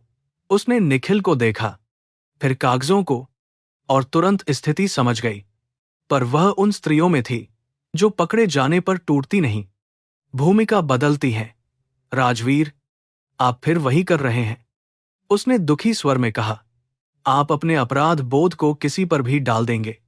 अनाया की हालत को स्वीकार करना कठिन है, इसलिए अब आपको षड्यंत्र दिख रहा है। उसने निखिल की ओर मुड़कर कहा कि डॉक्टर, इन्हें समझाइए, यह भावनात्मक रूप से स्थिर नहीं है। राजवीर ने पहली बार उसके अभिनय पर विश्वास करने से इनकार कर दिया। सावित्री देवी दरवाजे पर खड़ी सब सुन रही थीं। उनकी आंखों में वर्षों का धैर्य था, पर आज आवाज में लोहे की धार थी। जिस घर में सच बोलने से पहले सबको डर लगता हो, वहां पागल कौन है, यह भगवान जानता है, उन्होंने कहा। माया ने उन्हें घूरा, पर मुस्कान बनाकर बोली कि बूढ़ी माओं को डर जल्दी लगता है। सावित्री देवी आगे बढ़ीं और अनाया की दवा की मेज पर हाथ रख दिया। आज से इस मेज को छूने से पहले तुम मुझसे अनुमति लोगी। राजवीर ने मां की ओर देखा। वह समझ गया कि लड़ाई अब केवल पिता की नहीं रही, परिवार की आत्मा की थी। गौरी उस रात चुपचाप राजवीर के पास आई। उसके हाथ में पुरानी रुई में लिपटी 2 गोलियां थीं। उसने कहा कि कई महीनों से वह कभी कभी दवा देने से पहले एक गोली छिपा लेती थी, क्योंकि बिटिया उसे देखते ही रोती थी। मैं डरपोक थी साहब, उसने कहा, पर पूरी पत्थर नहीं बनी। फिर उसने बताया कि माया अक्सर अनाया को आईने के सामने खड़ा कर कहती थी, अंधी बच्चियां अपनी आंखों में सीधे नहीं देखती, याद रखो। कभी कभी वह अनाया को चलवाकर फिर गिरने का अभ्यास कराती। राजवीर ने मुट्ठियां भींच लीं। यह बीमारी नहीं, प्रशिक्षित कैद थी। अनाया धीरे धीरे बोलने लगी, पर उसका बोलना नदी की पतली धारा जैसा था, जिसमें हर मोड़ पर डर का पत्थर पड़ा था। वह बताती कि माया पहले उसे मां की तरह सहलाती, फिर कहती कि अगर पापा को सच पता चला तो वह खुद को दोष देकर मर जाएंगे। उसने कहा कि दुर्घटना के बाद वह कुछ दिनों तक सचमुच कमजोर थी, आंखों में धुंध भी थी, पर धीरे धीरे वह देखने लगी थी। जब उसने माया को बताया, माया बहुत देर तक उसे देखती रही, फिर बोली कि यह बात अभी किसी को नहीं बतानी। उस अभी ने 3 साल निगल लिए। राजवीर ने बेटी की बात सुनते हुए एक भी प्रश्न जल्दबाजी में नहीं पूछा। वह जानता था कि अपराधी की तरह पिता भी कभी कभी बच्चे से सबूत मांगने लगता है, और इससे बच्चा फिर अकेला हो जाता है। उसने केवल उसके हाथ पकड़े रखे। अनाया ने कहा कि उसे सबसे अधिक डर तब लगता था जब माया मीठी आवाज में बात करती थी। क्रोध में इंसान का चेहरा साफ दिखता है, पर मीठे झूठ में बच्चा पहचान नहीं पाता कि प्यार कहाँ खत्म हुआ और खतरा कहाँ शुरू हुआ। राजवीर ने उसके बालों में हाथ फेरा और भीतर से टूटता रहा। छोटू को भी खतरा बढ़ता दिख रहा था। पिछली गली में 2 अनजान आदमी कई बार घूमे। एक ने उसे पकड़कर पूछा, कि मंदिर वाले दिन उसने क्या देखा था। छोटू ने भोलेपन से कहा कि वह तो रोज बहुत कुछ देखता है, किसी को बताने से पेट नहीं भरता। आदमी ने उसकी बाह इतनी जोर से पकड़ी कि नीला निशान पड़ गया। नंदू काका ने उसे उस रात स्टेशन के पास छिपा दिया, पर छोटू ने कहा कि वह भागेगा नहीं। उसने जीवन में पहली बार किसी बच्चे को अपने से अधिक असहाय देखा था, और अब वह उस असहायता को छोड़कर नहीं जा सकता था। राजवीर ने छोटू के लिए कपड़े, खाना और सुरक्षित जगह भेजनी चाहिए, पर छोटू ने केवल एक पुराना मोबाइल लिया, जिसे इस्तेमाल करना भी उसे ठीक से नहीं आता था। उसने कहा कि अगर वह बहुत साफ कपड़े पहन लेगा तो लोग पहचान लेंगे कि वह किसी अमीर का आदमी हो गया है। सड़क पर बचना है तो सड़क जैसा दिखना पड़ता है। राजवीर ने उसे नंबर याद कराया और कहा कि खतरा हो तो तुरंत फोन करे। छोटू ने मोबाइल को कान से लगाकर देखा, जैसे कोई चमत्कार पकड़ लिया हो। फिर बोला, साहब डरिए मत, झूठ बड़ा है, पर भगवान उससे बड़ा है। माया अब खुलकर नहीं, भीतर ही भीतर वार कर रही थी। उसने कंपनी के वकील को बुलाकर राजवीर की मानसिक स्थिति पर प्रश्न उठाने के संकेत दिए। उसने निखिल से कहा कि अनाया के लिए किसी दूर के पुनर्वास केंद्र की सलाह लिखे, जहां उसे कुछ महीनों तक परिवार से अलग रखा जा सके। बाहर से यह देखभाल लगेगी, भीतर से कैद का नया घर होगा। उसने यहां तक कहा कि यदि राजवीर उससे विवाह कर ले तो वह घर संभालकर सबको स्थिर कर देगी। उसके लिए विवाह प्रेम नहीं था, कानूनी मुहर थी, संपत्ति पर चढ़ाया जाने वाला सिंदूर। एक शाम राजवीर ने अपने अध्ययन कक्ष में छिपा कैमरा लगाया, फिर माया को अनाया के पास अकेला छोड़ने का नाटक किया। वह बगल के कमरे में बैठा स्क्रीन देख रहा था। माया ने दरवाजा बंद किया, मुस्कान हटाई और अनाया के सामने झुक गई। तुम्हारे पापा तुम्हें बचा नहीं पाएंगे, उसने कहा। उनके पास दिल है, मेरे पास दिमाग। अनाया ने इस बार सिर नहीं झुकाया, वह कांप रही थी। फिर भी बोली, पापा आप जानते हैं। माया कुछ पल उसे देखती रही, फिर हंसी। जानना और साबित करना दो अलग बातें हैं, छोटी रानी। यह वाक्य कैमरे में कैद हो गया। राजवीर ने उस रिकॉर्डिंग को देखते हुए अपने भीतर के तूफान को रोकना कठिन पाया। वह कमरे में जाकर माया का सामना करना चाहता था, पर सावित्री देवी ने उसका हाथ पकड़ लिया। क्रोध तुरंत न्याय चाहता है, उन्होंने कहा, पर बच्ची की सुरक्षा पहले है। उन्होंने उसे याद दिलाया कि माया अकेली नहीं, डॉक्टर, वकील, नौकरों के डर और समाज की बदनामी सबको ढाल बना सकती है। राजवीर ने सिर झुका लिया। उसे समझ आ रहा था कि सत्य स्पष्ट हो जाने पर भी विजय सरल नहीं होती। पाप को पकड़ने के लिए उतना ही धैर्य चाहिए जितना तपस्या में लगता है। निखिल से दूसरी मुलाकात उसके क्लिनिक में हुई। राजवीर ने अकेले नहीं, फैज अंसारी को साथ लिया। फैज ने रिपोर्टों को सामने रखकर सीधे पूछा कि बिना प्रमाण स्थायी अंधत्व और पक्षाघात का निष्कर्ष कैसे लिखा गया। निखिल की पेशेवर दीवार टूटने लगी। उसने बहुत देर तक चुप रहने के बाद कहा कि दुर्घटना के बाद माया ने उसे बताया था कि राजवीर मानसिक रूप से टूट चुके हैं।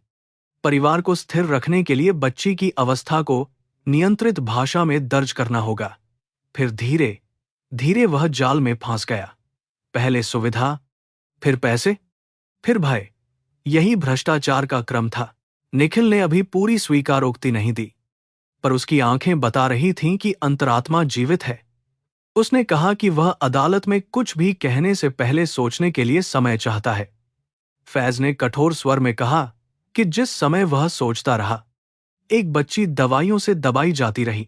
निखिल ने चेहरा झुका लिया। राजवीर ने पहली बार देखा कि अपराध हमेशा राक्षसों से नहीं होता। कभी कभी कमजोर लोग भी दूसरों की बर्बादी पर हस्ताक्षर कर देते हैं। बाहर क्लिनिक के प्रतीक्षालय में गरीब मरीज बैठे थे, और भीतर डॉक्टर की आत्मा अपनी ही रिपोर्टों के नीचे कराह रही थी। इसी बीच अनाया की दवाइयां बंद होने लगीं तो उसके शरीर में अजीब थकान और बेचैनी आई। डॉक्टर फैज ने कहा कि लंबे समय से शांतिदायक दवा लेने के कारण शरीर को समय चाहिए। रातों में वह पसीने से भीग जाती, कभी डरकर पुकारती कि माया आ रही है, कभी मां को बुलाती। राजवीर उसकी पलंग के पास बैठता, कहानियां सुनाता, मीरा की डायरी से पंक्तियां पढ़ता। अनाया धीरे धीरे अपनी आंखों से कमरे की चीजें पहचानने लगी, पर चलना अभी भी कठिन था। दवा ने मांसपेशियों से अधिक उसके विश्वास को कमजोर किया था। एक दिन सावित्री देवी ने पूछा, घर से हनुमान चालीसा की पुरानी पुस्तक लाई और अनाया की हथेली पर रखी। पढ़ना मत, बस पकड़ो, उन्होंने कहा। डर जब बहुत बड़ा लगे तो हाथ में विश्वास रख लेना। अनाया ने पुस्तक पकड़ी और दादी की ओर देखा। उसने पहली बार बिना चश्मे के दादी के चेहरे को लंबे समय तक देखा। सावित्री देवी रो पड़ी, पर तुरंत आंसू पोंछ लिए। उन्होंने कहा कि राठौड़ घराने की लड़कियां टूटी हुई नहीं रहती, वे घावों के साथ भी दीप जलाना सीखती हैं। अनाया ने बहुत हल्की मुस्कान दी। यह मुस्कान पूरी हवेली में पहली सुबह जैसी थी। माया ने जब यह परिवर्तन देखा तो उसके भीतर की बेचैनी हिंसा में बदलने लगी। उसने राजवीर से कहा कि वह उसे अपमानित कर रहा है, जबकि उसने उसके शोक में साथ दिया। राजवीर ने शांत होकर पूछा कि साथ देना और घर पर अधिकार करना एक ही बात कब से हो गए? माया की आंखों में आंसू आ गए, पर इस बार वे सच्चे लग रहे थे। उसने कहा कि गरीबी ने उसे कभी प्रेम नहीं दिया, केवल अपमान दिया। वह जीवन से अपना हिस्सा लेना चाहती थी। राजवीर ने उत्तर दिया, अपना हिस्सा लेने के लिए किसी बच्चे की रोशनी चुराने का अधिकार किस धर्म ने दिया? माया ने उस रात अंतिम चाल सोची। उसने निखिल को मजबूर किया कि वह अगले दिन अनाया के लिए गंभीर मानसिक भ्रम की रिपोर्ट तैयार करे। योजना थी कि बच्ची को शहर से दूर एक निजी चिकित्सा केंद्र भेज दिया जाए, जहां वह फिर से दवाइयों और भय में बंद हो सके। पर निखिल अब पूरी तरह उसके नियंत्रण में नहीं था। उसने गुप्त रूप से राजवीर को संदेश भेजा कि माया जल्द कुछ करेगी। संदेश पढ़कर राजवीर ने फैसला किया कि अब सत्य को ऐसी जगह उजागर करना होगा जहां केवल परिवार नहीं, धर्म, स्मृति और अंतरात्मा भी उपस्थित हों। उसे मीरा की बरसी याद आई, जो निकट थी। राजवीर ने घोषणा की कि परिवार बनारस जाएगा।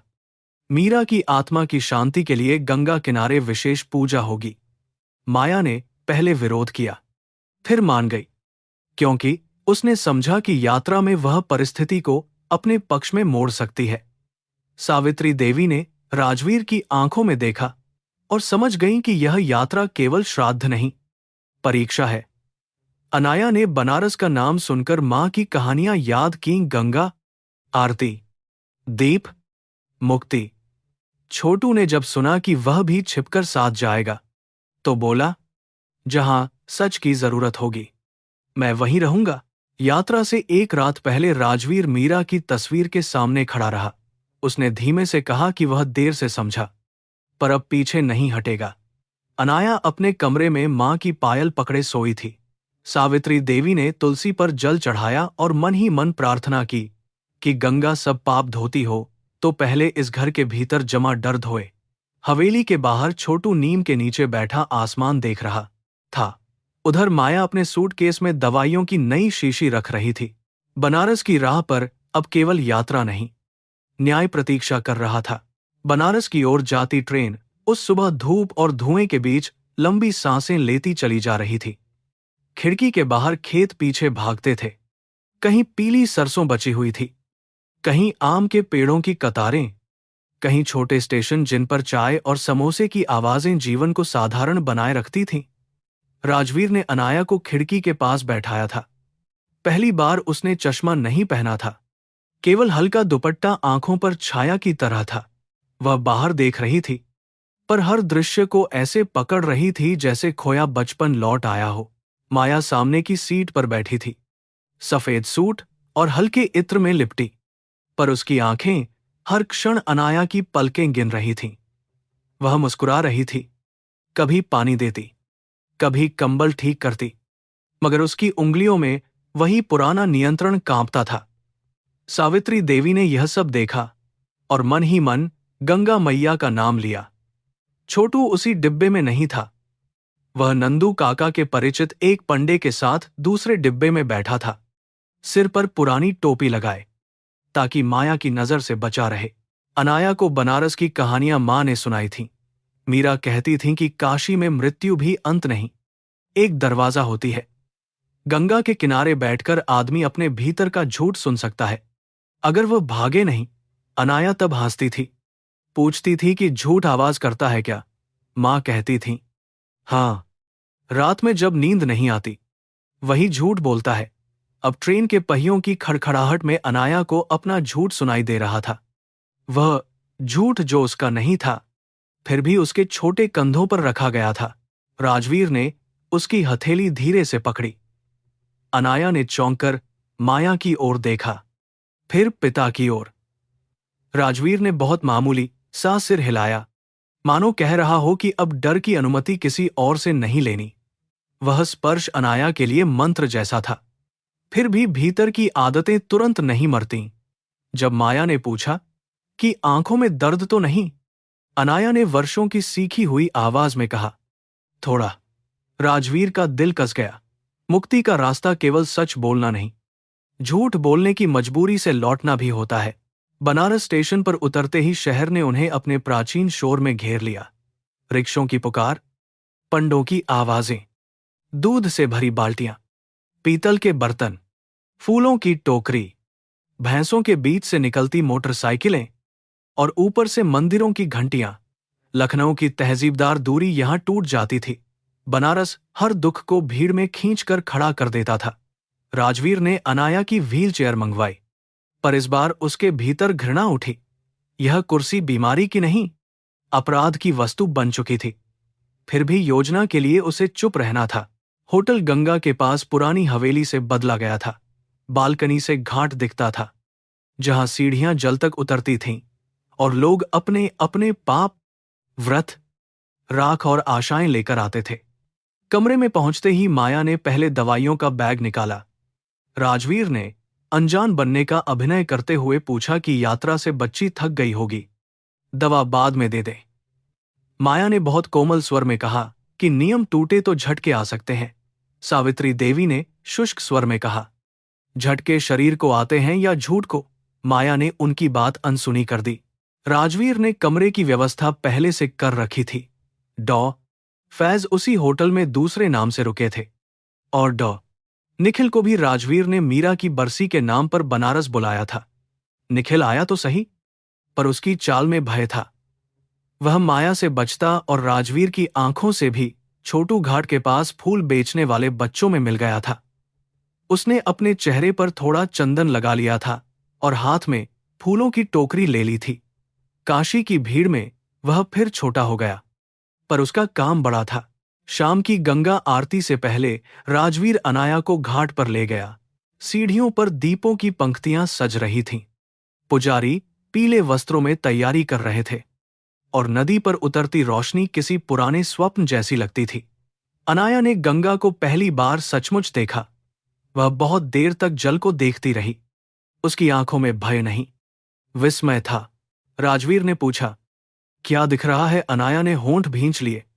वह कहना चाहती थी सब कुछ, पर माया थोड़ी दूर खड़ी थी।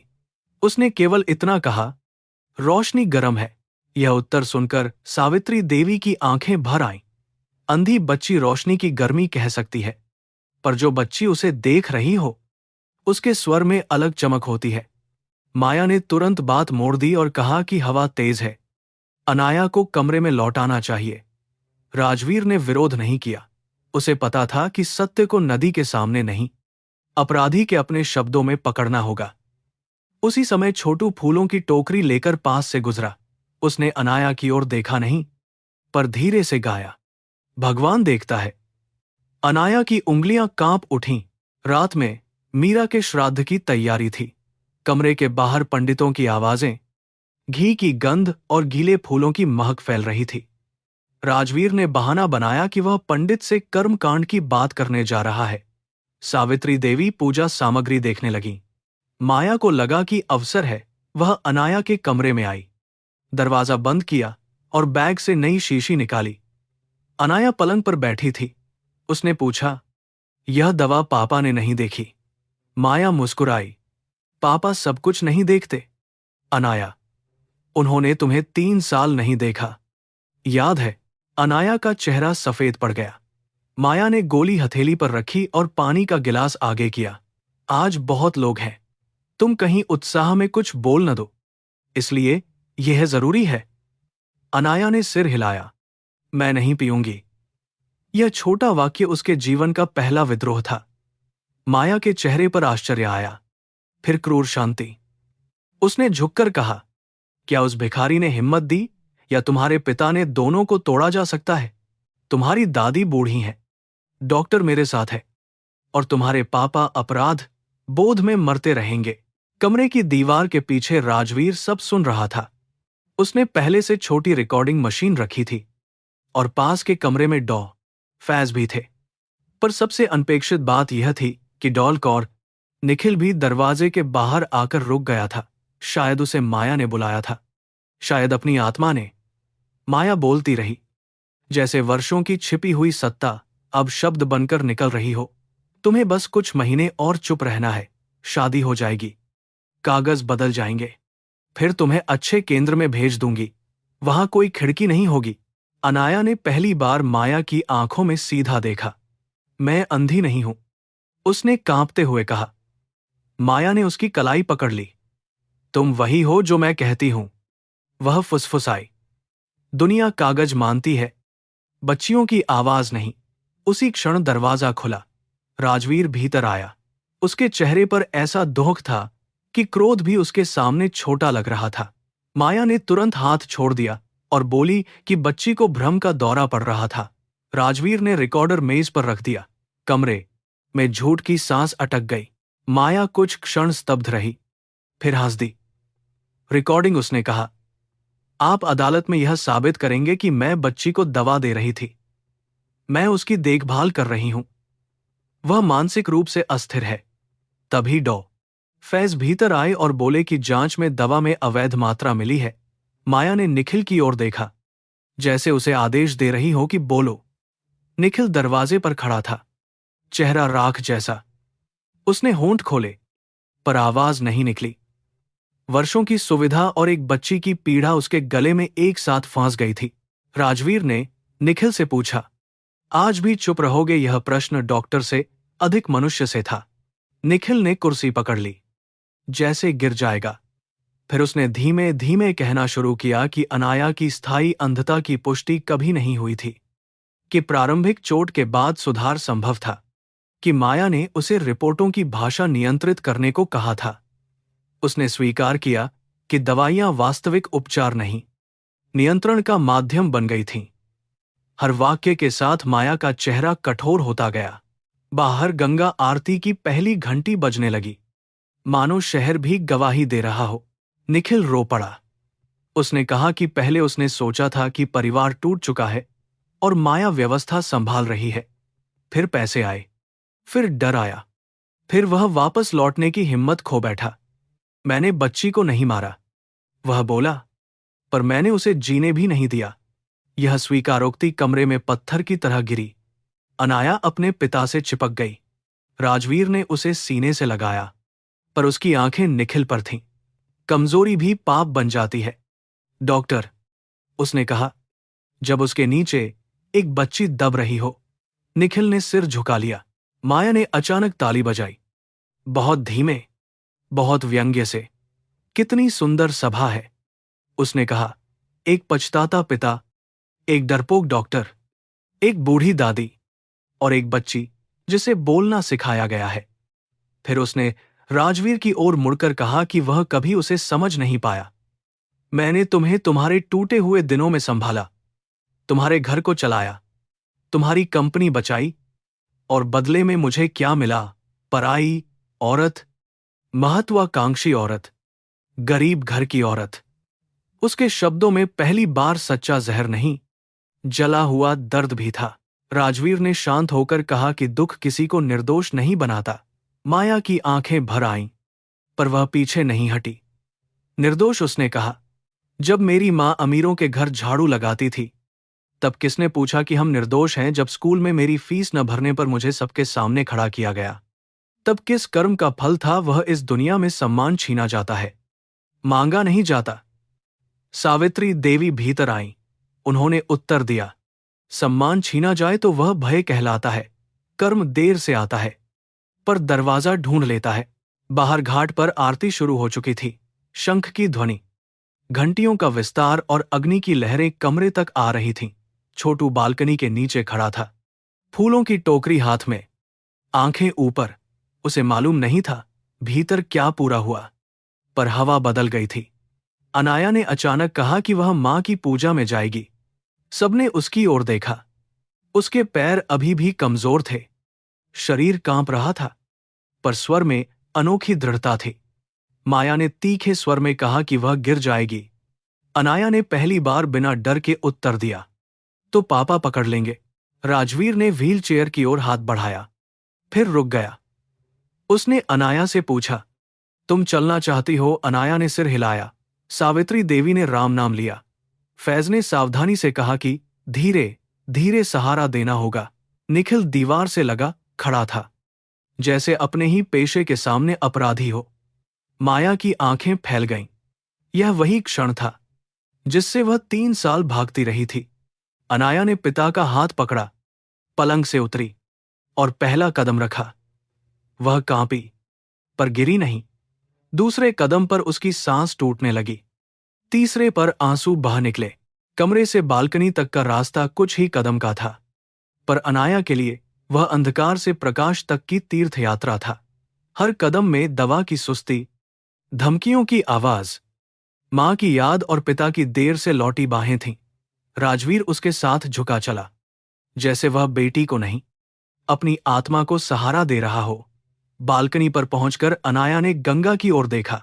नीचे हजारों दीप जल रहे थे। उसने फुसफुसाकर कहा, मां, मैं देख रही हूं। राजवीर की आंखों से आंसू गिरे और उसके भीतर वर्षों का शोक पहली बार पश्चाताप से आगे बढ़ा। माया पीछे खड़ी थी। उसका चेहरा दीपों की रोशनी में कठोर और उजला दोनों लग रहा था। उसने अपने नियंत्रण को टूटते देखा, पर आत्मसमर्पण अभी दूर था। उसने कहा कि यह सब नाटक है। बच्ची को प्रशिक्षित किया गया है और राजवीर उसे फंसाने की कोशिश कर रहा है। राजवीर ने उत्तर नहीं दिया। उसने केवल अनाया को संभाला। नीचे छोटू ने हाथ जोड़कर गंगा की ओर देखा। उसे लगा कि उसकी मां सच कहती थी, आत्मा खाली नहीं रहनी चाहिए। उस रात गंगा के जल पर दीप बहते रहे और एक घर का अंधेरा पहली बार सबकी आंखों के सामने कांपने लगा। बालकनी पर खड़ी अनाया के पैरों में कंपन था, पर उसकी आंखों में पहली बार छिपने की जगह चमक थी। नीचे गंगा आरती की लौ हवा में गोल घुमाई जा रही थी, जैसे समय स्वयं अग्नि लेकर पाप और पुण्य के बीच रेखा खींच रहा हो। राजवीर ने बेटी की कमर थाम रखी थी और उसकी उंगलियां उतनी ही सावधानी से पकड़ रही थीं जितनी देर से जागी हुई आत्मा अपने अंतिम अवसर को पकड़ती है। माया कुछ कदम पीछे खड़ी थी। उसे समझ आ गया था कि बच्ची की चाल ने उसके सारे दस्तावेजों से अधिक जोरदार गवाही दे दी है। कमरे में कोई तुरंत नहीं बोला। डॉ फैज ने धीमे से कुर्सी आगे खिसकाई ताकि अनाया बैठ सके, पर उसने सिर हिलाया। शायद वह बैठते ही फिर वही बन जाने से डर रही थी जो दुनिया ने उसे घोषित कर दिया था। सावित्री देवी ने उसकी पीठ पर हाथ रखा और राम का नाम लिया। डॉ निखिल की आंखें जमीन पर थीं। वह जीवन में अनेक रिपोर्टों पर हस्ताक्षर कर चुका था, पर आज पहली बार उसे लगा कि कागज भी कर्म के खाते बन जाते हैं। माया की सांस तेज थी, मगर उसका चेहरा अभी भी टूटने से इनकार कर रहा था। यह बच्ची खड़ी हो सकती है, राजवीर ने बहुत शांत आवाज में कहा, और देख सकती है। अब बोलो माया, क्या यह भी भ्रम है? माया ने होंठ भींचे, फिर अचानक हंस पड़ी। वह हंसी कमरे की दीवारों से टकराकर गिर गई, क्योंकि उसमें विजय नहीं थी, केवल बचाव की हताशा थी। उसने कहा कि बच्ची को भावनात्मक दबाव में खड़ा कराया गया है और राजवीर अपने अपराध बोध से पागल हो रहा है। अनाया ने पिता की बांह और कसकर पकड़ ली। डर अभी गया नहीं था, पर अब उसके पास सहारा था। छोटू बालकनी के नीचे से सब नहीं सुन पा रहा था, पर उसने माया की हंसी पहचान ली। वही हंसी उसने हवेली की खिड़की के पीछे सुनी थी। जब अनाया गिरने का अभिनय करती थी, वह सीढ़ियों की ओर दौड़ा, पर होटल के गार्ड ने उसे रोका। कहाँ घुस रहा है, उसने डांटा। छोटू ने फूलों की टोकरी उठाकर कहा कि पूजा के फूल देने हैं। गार्ड ने उसे धक्का दिया। उसी क्षण राजवीर ने ऊपर से उसे देखा और आवाज दी, उसे आने दो। यह पहली बार था जब किसी अमीर घर के दरवाजे ने छोटू को गवाही के लिए भीतर बुलाया था। छोटू कमरे में आया तो उसके पांव गंदे थे, कपड़े मैले थे और आंखों में सड़क की बेचैन ईमानदारी थी। माया ने उसे देखते ही कहा कि यही लड़का सब झूठ फैला रहा है। छोटू ने उत्तर नहीं दिया। उसने अनाया की ओर देखा। अनाया ने बहुत धीरे से हाथ बढ़ाया। यह दृश्य किसी अदालत से बड़ा था। एक बच्ची जिसे महंगी दवाइयों और झूठी रिपोर्टों ने कैद किया था, उस भिखारी बच्चे को पहचान रही थी जिसने केवल टूटे कांच और अंधेरी गली से सच देखा था। राजवीर ने छोटू के कंधे पर हाथ रखा और छोटू की आंखें भर आईं। बोलो कबीर, राजवीर ने कहा। छोटू चौंक गया क्योंकि अपना असली नाम सुनना उसे मां की गोद में लौटने जैसा लगा। उसने सारी बात बताई। बारिश की रात, खिड़की, कांच पर रखे अनाया के हाथ, माया का आना, अचानक गिरना और मिट्टी पर लिखा शब्द डर। उसकी आवाज कई बार टूटती रही पर उसने झूठ का सहारा नहीं लिया। माया बार बार बीच में बोलना चाहती थी पर सावित्री देवी की कठोर निगाह उसे रोक देती। कभी कभी बुजुर्ग स्त्री की चुप्पी भी अदालत के हथौड़े से अधिक भारी होती है। अनाया ने अचानक कहा, हां, मैंने डर लिखा था। सबकी नजरें उस पर टिक गईं। वह कांपी पर पीछे नहीं हटी।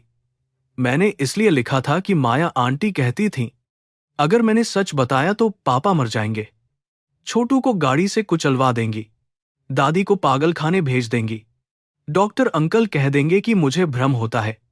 हर शब्द के साथ कमरे की हवा बदलती गई। राजवीर का चेहरा राख जैसा हो गया। वह पिता था पर आज अपनी बेटी के मुंह से अपनी अनुपस्थिति का अपराध सुन रहा था। माया चीखी, चुप रहो। यह चीख इतनी तीखी थी कि अनाया पीछे हट गई। राजवीर तुरंत उसके सामने आ खड़ा हुआ। अब मेरी बेटी को कोई चुप नहीं कराएगा, उसने कहा। उसके स्वर में वह गरज थी जो वर्षों से दुख के नीचे दबकर सोई हुई थी। माया ने उसे घूरा। मेरी वजह से तुम जी पाए, उसने कहा।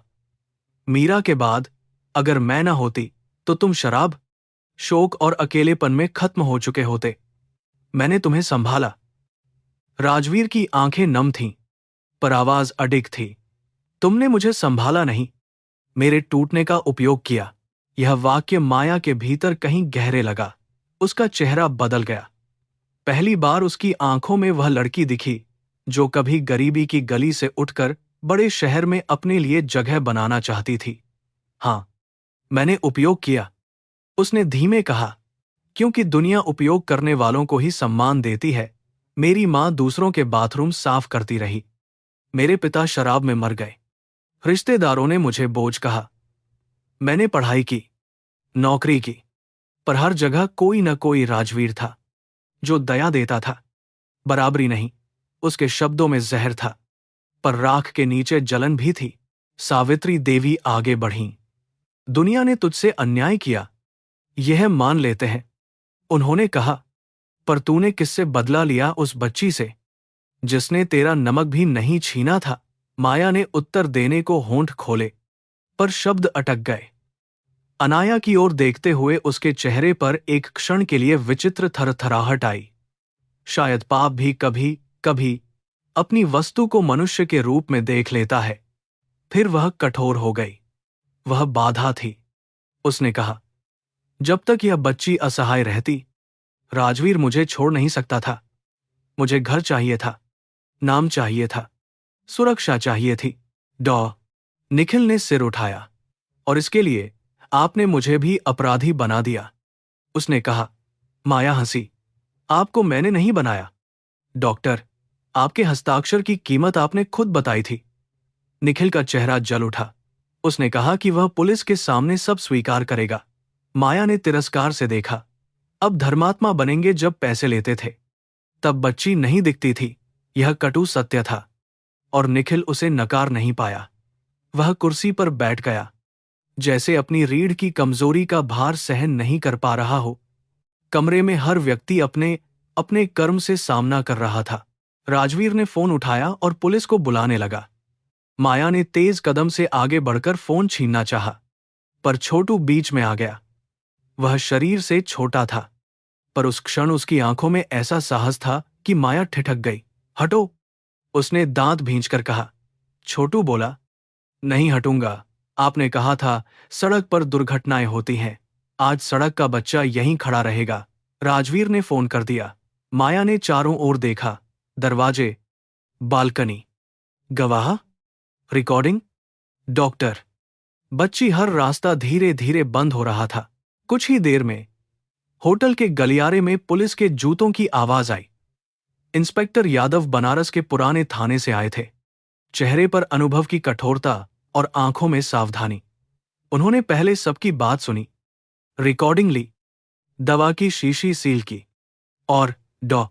फैज की रिपोर्ट देखी। माया अभी भी शांत दिखने की कोशिश कर रही थी। उसने कहा कि यह प्रतिष्ठित परिवार की निजी कला है और पुलिस को जल्दबाजी नहीं करनी चाहिए। इंस्पेक्टर ने संक्षेप में कहा, बच्ची के शरीर और बयान निजी कलह नहीं होते। यह सुनकर अनाया ने पहली बार पुलिस की वर्दी से डर के बजाय राहत महसूस की। बयान दर्ज करते समय अनाया बहुत थक गई। राजवीर ने कहा कि अभी रोक दें, पर अनाया ने सिर हिलाया। मैं बोलूंगी, उसने कहा।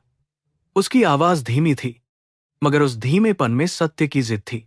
उसने बताया कि दवा के बाद शरीर भारी हो जाता था, कि माया उसे आईने के सामने अंधी बनने का अभ्यास कराती, कि कई बार वह पिता के कमरे तक जाना चाहती थी, पर दरवाजे के बाहर खड़ी माया उसे लौटा देती थी।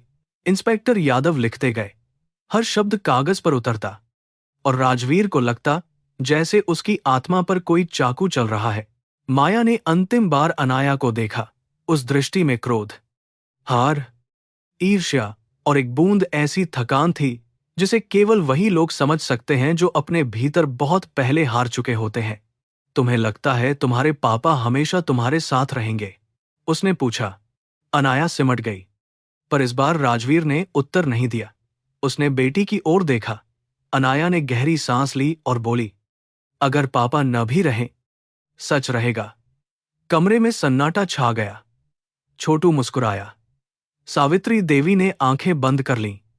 शायद यही वह क्षण था जब बच्ची ने भय से अधिक जीवन को चुना। इंस्पेक्टर ने माया को साथ चलने को कहा। उसने प्रतिरोध नहीं किया, पर उसके चेहरे पर हार स्वीकार करने का भाव भी नहीं था। जाते जाते वह राजवीर के पास रुकी। तुम्हें पछताना पड़ेगा, उसने धीमे कहा। राजवीर ने उत्तर दिया, मैं पहले से पछता रहा हूं। फर्क इतना है कि अब मेरा पछतावा मेरी बेटी को चुप नहीं कराएगा। माया की आंखें झपकीं। पुलिस वाली ने उसके हाथ आगे करने को कहा। हथकड़ी की ठंडी धातु बंद होते ही अनाया कांप गई। सावित्री देवी ने उसे बाहों में लिया और बोली, बेटी, न्याय की आवाज भी कभी कभी डर जैसी लगती है। माया को ले जाया गया, पर कमरे में शांति नहीं आई। पाप पकड़ा जाए तो भी उसके पीछे छोड़ा गया भय तुरंत नहीं मरता।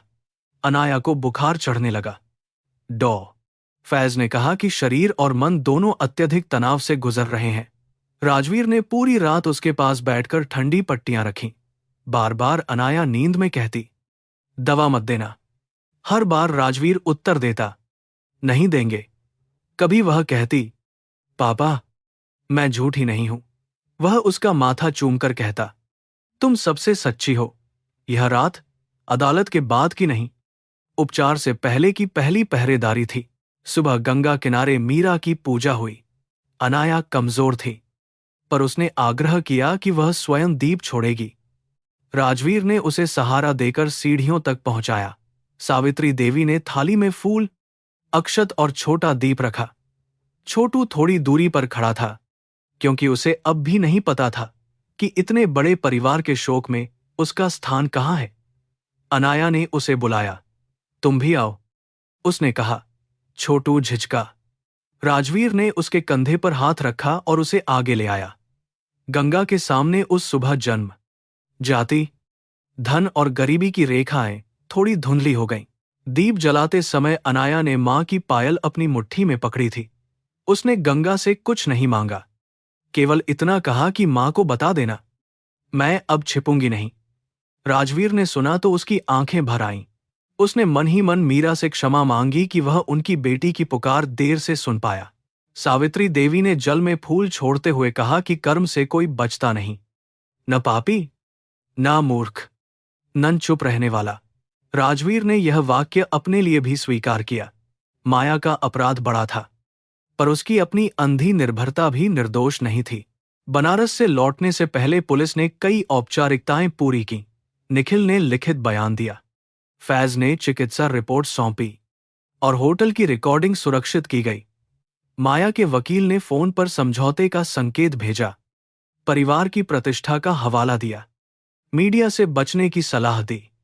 राजवीर देर तक चुप रहा। कभी वह सचमुच राठौड़ नाम की बदनामी से डरता। अब उसे लगा कि जो सम्मान एक बच्ची के घाव ढंककर बचाया जाए, वह सम्मान नहीं, कायरता है। उसने वकील से कहा कि मामला कानून के अनुसार चलेगा, कोई निजी समझौता नहीं होगा। हवेली लौटते समय अनाया ने पहली बार व्हील चेयर पर बैठने से मना कर दिया। उसके पैर अभी पूरे मजबूत नहीं थे, इसलिए राजवीर ने उसे बांह से सहारा दिया। स्टेशन पर लोग देख रहे थे। एक अमीर आदमी झुककर एक बच्ची को धीरे धीरे चलना सिखा रहा था और उनके पीछे एक फटा कपड़ा पहने लड़का सामान नहीं, फूलों की छोटी थैली उठाए चल रहा था। माया अनुपस्थित थी, पर उसकी छाया अभी भी अनाया की चाल में कांपती थी। हर कदम छोटा था, पर हर कदम झूठ के विरुद्ध लिखा गया नया अक्षर था। लखनऊ की हवेली का फाटक खुला तो नौकरों ने सांस रोक ली। खबर उनसे पहले पहुंच चुकी थी। कुछ ने आंखें झुका लीं, कुछ की आंखों में अपराध था कि उन्होंने इतने वर्षों तक देखा और चुप रहे। गौरी दौड़कर आई और अनाया के पैरों पर गिर पड़ी। बिटिया, माफ कर दो। वह रोती रही। अनाया ने उसके सिर पर हाथ रखा। आपने कभी कभी मेरी गोली छिपाई थी, उसने धीमे कहा। गौरी और जोर से रो पड़ी। राजवीर ने समझा कि घर केवल अपराधी से नहीं, डर से भी दूषित होता है, और डर में जीते लोग आधे दोषी, आधे पीड़ित होते हैं। उस रात राजवीर ने मीरा की तस्वीर के सामने परिवार को इकट्ठा किया। सावित्री देवी, अनाया, छोटू, गौरी और वे पुराने नौकर जो अब तक छाया में जी रहे थे। उसने कहा कि इस घर में अब कोई सच बोलने से नहीं डरेगा। उसने अनाया के सामने सिर झुकाया और बोला, बेटा, पिता होकर भी मैं तुम्हारी रक्षा नहीं कर पाया। मैं तुम्हें आदेश नहीं, क्षमा मांगता हूं। अनाया ने कुछ देर उसे देखा। बच्चे तुरंत क्षमा नहीं करते, पर वे प्रेम पहचान लेते हैं। उसने अपनी छोटी हथेली उसके सिर पर रखी और फुसफुसाई, अब देर मत करना। पापा, राजवीर टूटकर रो पड़ा। वह रोना कमजोर आदमी का नहीं, उस पिता का था जिसे अपनी बेटी ने दूसरा जन्म दिया था। छोटू दरवाजे के पास खड़ा असहज था, जैसे उसे लगा कि अब उसका काम समाप्त हो गया और उसे अपनी सड़क पर लौट जाना चाहिए। पर अनाया ने उसे पुकारा, कबीर, तुम जाओगे? छोटू ने नजरें झुका लीं। मैं भिखारी हूं दीदी, मेरा घर बाहर है। सावित्री देवी ने दृढ़ स्वर में कहा, जिसने इस घर की आंखें खोलीं, उसका घर बाहर कैसे हो सकता है? छोटू ने राजवीर की ओर देखा, और पहली बार उसे भी सहारा चाहिए था। उस रात हवेली में बहुत वर्षों बाद खिड़कियां खुली रहीं। अनाया ने अपने कमरे के पर्दे पूरी तरह हटवा दिए। बाहर नीम का पेड़ था, वही पिछली गली, वही आकाश, मगर अब कांच पर हथेली रखकर संकेत करने की जरूरत नहीं थी। राजवीर दरवाजे के बाहर नहीं, कमरे के भीतर बैठा था।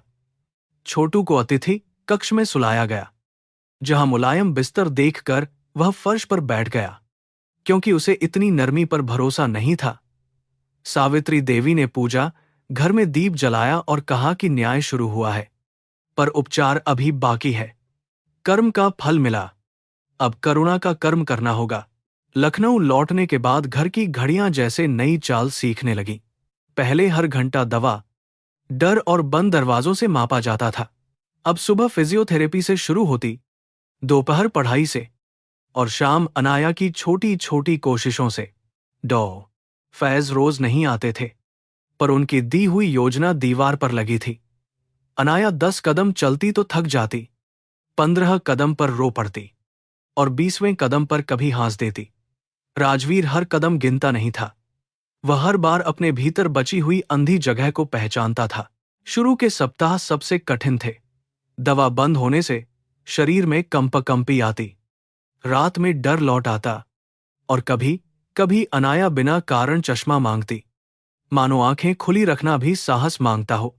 सावित्री देवी उसे गोद में सिर रखकर रामायण की कथा सुनाती, पर कथा से अधिक उनके हाथों की स्थिरता उपचार करती। राजवीर ने अपने कमरे का दरवाजा हमेशा खुला रखना शुरू किया। वह देर रात तक व्यापार की फाइलों के बजाय बच्चों की मनोचिकित्सा पर किताबें पढ़ता। पिता होना अब उसके लिए अधिकार नहीं, रोज का साधना, कर्म था। छोटू को हवेली में रहना सबसे अजीब लगा। उसे मुलायम बिस्तर पर नींद नहीं आती, चांदी की थाली में खाना देखकर भूख भाग जाती और नौकरों का कबीर बाबू कहना उसे डराता था। वह कई रातें चुपके से बरामदे में आकर सो जाता, क्योंकि खुला आकाश उसे झूठ नहीं लगता था। अनाया ने एक रात उसे देखा और बिना कुछ कहे उसके पास बैठ गई। दोनों देर तक नीम के पेड़ को देखते रहे। फिर अनाया बोली, मुझे भी बंद कमरे से डर लगता है। छोटू ने उत्तर दिया, मुझे बंद दया से। यह वाक्य राजवीर ने दूर खड़े सुन लिया। अगले दिन उसने आदेश नहीं दिया कि छोटू भीतर सोए। उसने बरामदे में एक साफ चटाई, पतला गद्दा और मच्छरदानी रखवा दी। फिर धीरे धीरे छोटू खुद कमरे तक आने लगा। सम्मान भी दवा की तरह नहीं दिया जा सकता कि निगलते ही असर हो जाए। वह प्रतीक्षा चाहता है। सावित्री देवी उसे पढ़ना सिखाने लगी। जब उन्होंने कागज पर उसका नाम कबीर लिखा, वह बहुत देर तक अक्षरों को देखता रहा। उसने उंगली से नाम छुआ, जैसे मां का चेहरा छू रहा हो। माया का मामला अदालत पहुंचा। अखबारों ने पहले सनसनी खोजी, फिर समाज ने अपने पुराने प्रश्न उठाए। क्या एक पिता इतना अंधा हो सकता है? क्या एक शिक्षित स्त्री इतना गिर सकती है? क्या बड़े घरों में बच्चे सचमुच सुरक्षित होते हैं? राजवीर ने हर सुनवाई में जाना तय किया।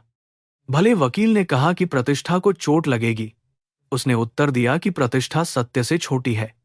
अदालत में अनाया का बयान वीडियो के माध्यम से लिया गया। वह कांप रही थी, पर उसके पीछे सावित्री देवी बैठी थीं और सामने मेज पर मीरा की पायल रखी थी। डॉल निखिल ने भी गवाही दी। उसने अपनी गलती स्वीकार की।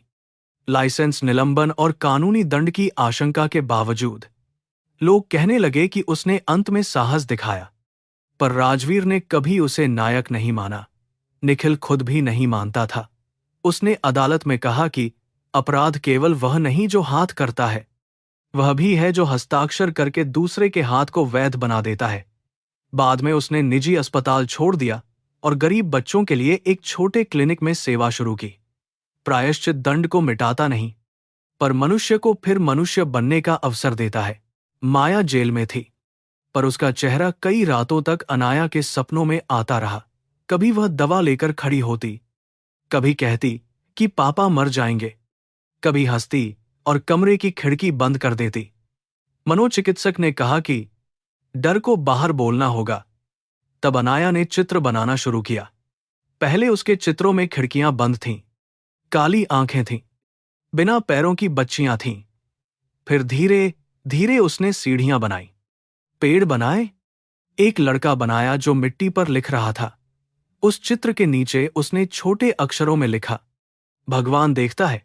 राजवीर ने अपने व्यापार का बड़ा हिस्सा प्रबंधकों को सौंप दिया, जो लोग उसे महत्वाकांक्षी, कठोर और सफल कहते थे।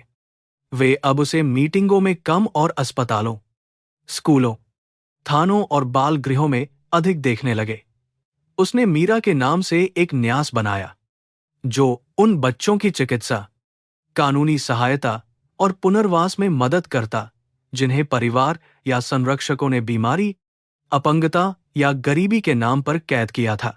पहले दिन उद्घाटन पर कोई भव्य भाषण नहीं हुआ। राजवीर ने केवल इतना कहा कि जिस घर ने एक बच्ची की आवाज देर से सुनी, वह अब दूसरी आवाजों के लिए दरवाजा खोलेगा। सावित्री देवी ने न्यास में एक और शर्त जोड़ी। उन्होंने कहा कि केवल पैसे से सेवा नहीं होगी, हर स्वयंसेवक को बच्चों के साथ समय बिताना होगा। दान ऊपर से गिरता है, उन्होंने कहा, करुणा पास बैठती है। इस वाक्य ने राजवीर को छू लिया। हवेली के पुराने अतिथि कक्षों में सप्ताहांत कक्षाएं शुरू हुईं। स्टेशन, मंदिर और बस्तियों के बच्चे आने लगे। छोटू पहले शर्माता था, फिर वह स्वयं बच्चों को हाथ धोना, खाना बांटना और अक्षर पहचानना सिखाने लगा। जिसने सड़क से जीवित रहना सीखा था, वह अब दूसरों को सम्मान से जीना सिखा रहा था। अनाया की चाल में सुधार धीरे धीरे आया। पहले 2 छड़ियों का सहारा, फिर 1 छड़ी, फिर पिता की उंगली और अंततः अपने छोटे कदम। पर असली परिवर्तन उसके पैरों में नहीं, आंखों में हुआ। वह अब चीजों को छिपकर नहीं देखती थी। वह फूलों के रंग बताती, दादी की साड़ी की किनारी पहचानती, किताब की पंक्तियां पढ़ती और कभी कभी आईने के सामने खड़ी होकर अपने चेहरे को देर तक देखती। एक दिन उसने आईने में देखकर कहा, मैं वही हूं जो मैं कहती हूं। सावित्री देवी ने पीछे से सुना और चुपचाप दिए में तेल बढ़ा दिया। छोटू के लिए स्कूल का पहला दिन अनाया से अधिक कठिन था। उसने साफ यूनिफॉर्म पहनी, पर जूते उसे काट रहे थे। वह बार बार कहता कि बच्चे उसका मजाक उड़ाएंगे, क्योंकि वह बड़ा होकर पहली कक्षा जैसे अक्षर पढ़ता है। अनाया ने उसका हाथ पकड़ा और बोली कि वह भी फिर से चलना सीख रही है, तो वह पढ़ना सीख सकता है। स्कूल के फाटक पर राजवीर ने दोनों को छोड़ा। छोटू ने पीछे मुड़कर पूछा, अगर मैं भाग आया? तो राजवीर ने मुस्कुराकर कहा, दरवाजा खुला रहेगा, पर हम इंतजार भी करेंगे। धीरे धीरे छोटू स्कूल में कबीर बन गया। कुछ बच्चे उसे भिखारी कहकर चिढ़ाते, तो अनाया की आंखें भर आती। पर कबीर मुस्कुराकर कहता कि उसने सड़क से बड़ा स्कूल देखा है। फिर भी रात को वह कभी कभी रोता। उसे मां की याद आती, पुरानी टोली की याद आती, नंदू काका की खांसी की याद आती। राजवीर ने समझा कि किसी बच्चे को घर देना उसके पुराने घरों की छाया मिटाना नहीं होता। उसने नंदू काका को ढूंढकर हवेली बुलाया, उनका इलाज कराया और मंदिर के पास रहने वाले बच्चों के लिए भोजन की नियमित व्यवस्था शुरू की। 1 वर्ष के भीतर अदालत का निर्णय आया। माया को बाल उत्पीड़न, आपराधिक षड्यंत्र, चिकित्सा धोखाधड़ी और धमकी के आरोपों में दंड मिला।